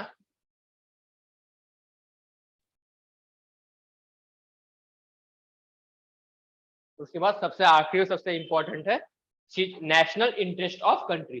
कोई भी कंट्री के फॉरेन पॉलिसी का सबसे बड़ा एस्पेक्ट क्या होता है कि अपने कंट्री का नेशनल इंटरेस्ट। ठीक है, कोई कितना भी वेलफेयर कर ले पर खुद का लॉस करके कोई किसी का वेलफेयर नहीं कर सकता। ठीक है, पहले खुद का प्रॉफिट देखा जाता है तो फिर उस किसी का प्रॉफिट किया जाता है। ठीक है ना। इंडिया हमेशा अपनी जो भी नेबरिंग छोटी छोटी कंट्रीज है उनका किसी ना किसी फॉर्म में हेल्प करता रहता है, पर उसके पीछे भी इंडिया का एक हिडन मकसद है। क्या? इंडिया को यूएनएससी में परमानेंट सीट चाहिए, इसलिए इंडिया कोशिश करता रहता है कि उसकी इंटरनेशनल लेवल पे जो भी इमेज है वो इमेज हमेशा सॉफ्ट पावर की बनी रहे। ठीक है ना, इसलिए वो इन सब कंट्रीज को हेल्प करता रहता है हमेशा। ठीक है, ये 3 चीजें लिख ली। ठीक है, moral idealism should be based basically on this 3 things. ठीक है, इसीलिए जो भी व्यूज होते हैं, जो भी इंटरनेशनल रिलेशनशिप होती है, वो हमेशा बेसिकली मॉरल वैल्यूज पे डिपेंड नहीं करती, वो बेस्ड ऑन द सिचुएशंस होती है, based on the political party होती है, उसकी आइडियोलॉजी पे होती है, और based on the national interest होती है। ठीक है, अभी देखो ना, यहाँ पे श्रीलंका में कितना बड़ा वो हो रहा है, क्राइसिस हो रहा है, फिर भी हमारी इंडियन गवर्नमेंट वहां पे इंटरफियरेंस नहीं कर रही है। ठीक है, तो हमारे नेशनल इंटरेस्ट पे नहीं होगा जैसे भी होगा। और दूसरी बात है कि हमारी बीजेपी की आइडियोलॉजी नहीं होगी कि वहां पे हमें इंटरफेयर नहीं करना है, या फिर मोदी जी डर रहे होंगे चाइना से, ये भी हो सकता है, कुछ भी हो सकता है। ठीक है, लिख लो। Moral ideology, moral ideology, moral moral idealism हमारी इंडिया की फॉरेन पॉलिसी में कहाँ कहाँ रिफ्लेक्ट होता है। एग्जाम्पल्स देखो, नैम में होता है, हम हर कंट्री के डेमोक्रेसी को रिस्पेक्ट करते हैं, डेमोक्रेसी और डेमोग्राफी को रिस्पेक्ट करते हैं। हम हमेशा सॉफ्ट पावर को प्रमोट करते हैं। एग्जाम्पल योगा हो गया, national yoga day, international yoga day, है ना। मोदी डॉक्ट्रिन हर कंट्री में जाके वो 3D को प्रमोट करते हैं। पहला डी है डेमोक्रेसी, दूसरा डेमोग्राफी, और तीसरा डिमांड। डिमांड मतलब इकोनॉमिक हो गया, है ना, डिमांड एक्सचेंज सब इसमें इसमें आता है।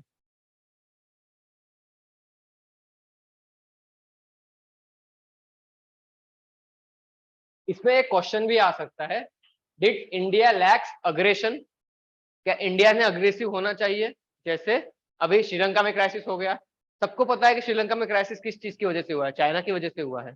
ठीक है ना, तो यहाँ पे इंडिया ने अग्रेशन होना चाहिए था या नहीं होना चाहिए था, ये बहुत बड़ा डिबेट है। क्योंकि चाइना धीरे धीरे करके जो भी हमारी नेबरिंग कंट्रीज है वहां पे इंस्टेबिलिटी स्प्रेड कर रहा है। पहले नेपाल में करने की कोशिश की, फिर मालदीव में करने की कोशिश की, फिर श्रीलंका में किया, पाकिस्तान में तो वो ऑलरेडी कर चुका है ना, अफगानिस्तान में भी बड़े परसेंटेज में कर रहा है। ठीक है, तो चाइना की जो पॉलिसी है इंस्टेबिलिटी की, वो उस पे ऊपर इंडिया ने एग्रेसिव होना चाहिए नहीं होना चाहिए, ये बहुत बड़ा डिबेट है फिलहाल इंटरनेशनल रिलेशनशिप में। तो ये सारी चीजें दिखती है हमारी, और हमारा जो नॉन अग्रेशन है वो किस चीज की वजह से है, जो हमारी मॉरल वैल्यूज है उस चीज की वजह से।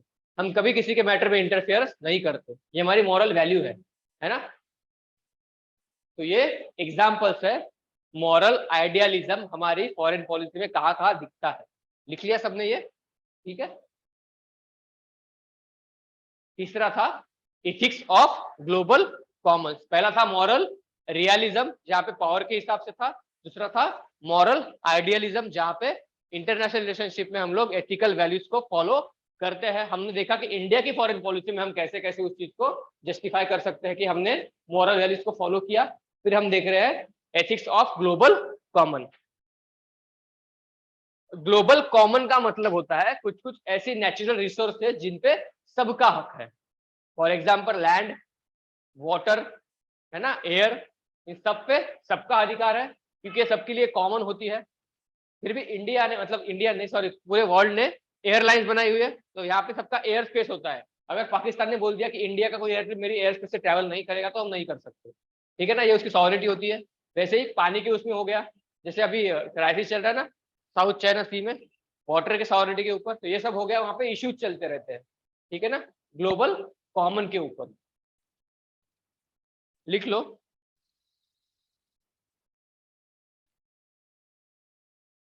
resources which are either common or unclaimed।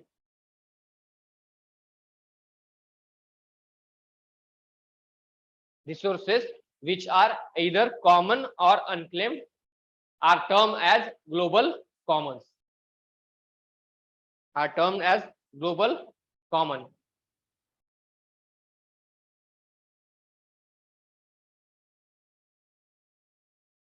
Example: high sea, comma space,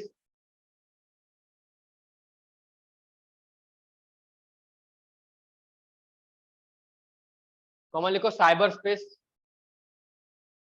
Arctic, Antarctic, ये सारे उसके एग्जांपल्स हो गए। इन सब ग्लोबल कॉमन्स का हमने कैसे यूज करना है।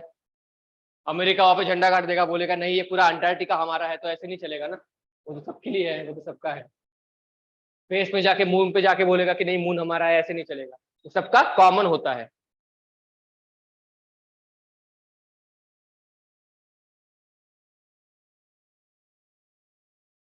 मतलब अभी जो भी ग्लोबल कॉमन्स है उसके ऊपर यूएन के कुछ ना कुछ कन्वेंशन है, मतलब यूएन के कुछ ना कुछ ट्रीटीज है, वो कहती है कि जो भी ग्लोबल कॉमन्स है, जैसे मून हो गया, मार्स, जो भी टेरेस्ट्रियल बॉडीज है, या फिर कोई हमारी अर्थ पर की कुछ बॉडीज जैसे अंटार्कटिका, आर्टिक रीजन हो गया, यहाँ पे कोई भी कंट्री खुद का मतलब हक नहीं जमा सकती, ऐसे कुछ यूएन की ट्रीटीज है, पर वो फुल्ली एस्टेब्लिश नहीं है, मतलब कोई कंट्री उसको मानेगी या नहीं मानेगी ये अभी टोटली अभी बता नहीं सकते, ठीक है ना।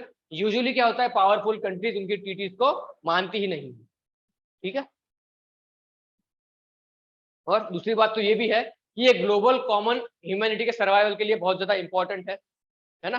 अभी ओजोन होल हो गया था, तो जो आर्टिक का जो भी टेम्परेचर है वो बढ़ते जा रहा था, तो वाटर लेवल हमारा पानी का बढ़ते जा रहा था, वाटर लेवल बढ़ेगा तो जो भी आइलैंड कंट्रीज है वो डूबने की कगार पे आ जाएगी, तो इससे क्या होगा, पूरी ह्यूमैनिटी को इससे बेनिफिट नहीं होगा, हजार्ड होगा।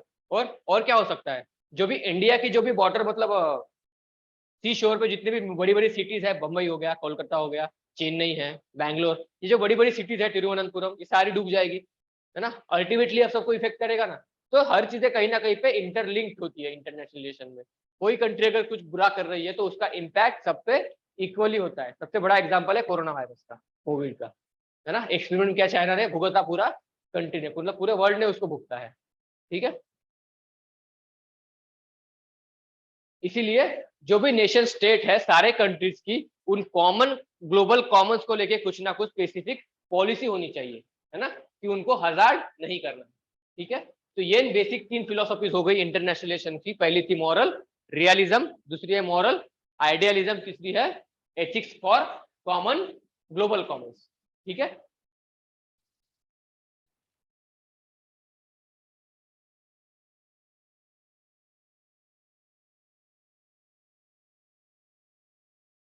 अब इसमें दो फिलोसॉफी है, पहली तो एथिक्स ऑफ कॉमन गुड और दूसरा है एथिक्स ऑफ ग्लोबल कॉमन। पहला है कॉमन गुड, गुड मतलब सबका ठीक अच्छा होना चाहिए, कॉमन गुड क्या बोलती है philosophy, ethics of common good is all about collective benefit for society, मतलब पूरी सोसाइटी का अच्छा होना चाहिए। और दूसरी जो ग्लोबल कॉमन थी वो क्या बोलती है, जो ग्लोबल कॉमन है, जो चीजें हैं जो सबके लिए अवेलेबल है वो सबको इक्वली अवेलेबल होनी चाहिए। ये दोनों में डिफरेंस है।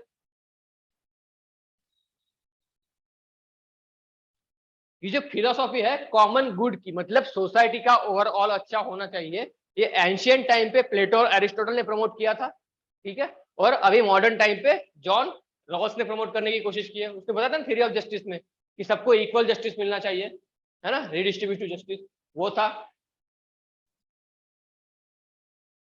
और ग्लोबल कॉमन क्या कहता है, नेशन स्टेट ने ये जो भी नेचुरल रिसोर्सेस है उनका लिमिट पे यूज करना चाहिए, ठीक है, वेलफेयर ऑफ सोसाइटी के लिए करना चाहिए। दोनों अलग अलग टर्म्स हो गए, फिलोसॉफी हो गई, वही है। बेसिक नीड्स की एक्सेसिबिलिटी सबके लिए सेम होनी चाहिए, इक्वल, डिफरेंशिएट नहीं होना चाहिए उस चीज में, है ना। हेल्थ सर्विसेज, पानी की अवेलेबिलिटी, इलेक्ट्रिसिटी, एजुकेशन, ये सारी जितनी भी चीजें हैं सबके लिए इक्वली अवेलेबल होनी चाहिए, उसको बोलते हैं हम लोग पॉलिसी ऑफ ग्लोबल कॉमन। अब एथिक्स में अलग अलग इंटरनेशनल इश्यूज कौन से हैं, फॉर एग्जांपल रेफ्यूजी का क्राइसिस है, टेररिज्म है ना। तो ये सारी बड़ी बड़ी इश्यूज है, इनको हम लोग अगले क्लास में डिस्कस करेंगे, ठीक है। अभी करेंगे तो बहुत ज्यादा हो जाएगा, क्योंकि ये बहुत अच्छे अच्छे टॉपिक है, अच्छे से पढ़ेंगे इन सब, है ना। और उसके बाद हम करेंगे इस पहले टॉपिक का आखिरी टॉपिक, ह्यूमन वैल्यूज, है ना। और वैल्यूज के इनकलकेशन में फैमिली का, फ्रेंड का, सबका सबका रोल कैसे होता है। फिर मॉरल थिंकर्स ने कौन से मॉरल वैल्यूज को हमें मिलते हैं उनसे, वो हम सब लोग अगले लेक्चर में डिस्कस करेंगे। सबसे पहले हम लोग इन टॉपिक्स को डिस्कस कर लेंगे। एक बार देख लो कि उसमें कौन से इश्यूज है ना।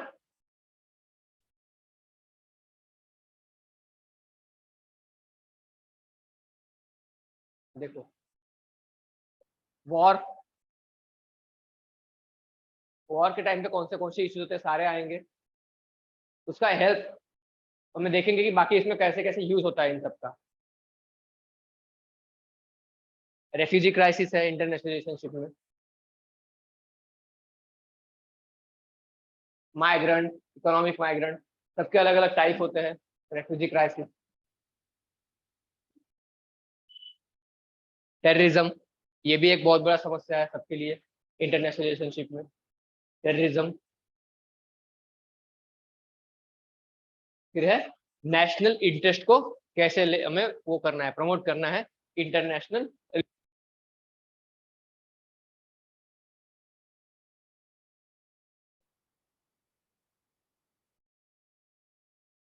फंडिंग्स वगैरह, कौन सी इंटरनेशनल बॉडीज होती है, वो किसको कैसे फंडिंग करती है, वो सब हमें देख लेंगे। फाइनेंशियल इंटरेस्ट, और फिर इंटरनेशनल रिलेशन में एथिकल इश्यूज कौन से हैं, ये सारा हम लोग अगली क्लास में डिस्कस करेंगे। या फिर अभी करना है? ठीक है।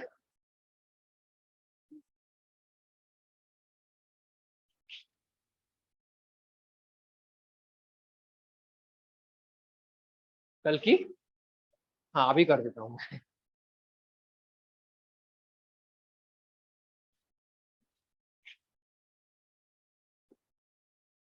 अरे हे बंद पडलं पावर।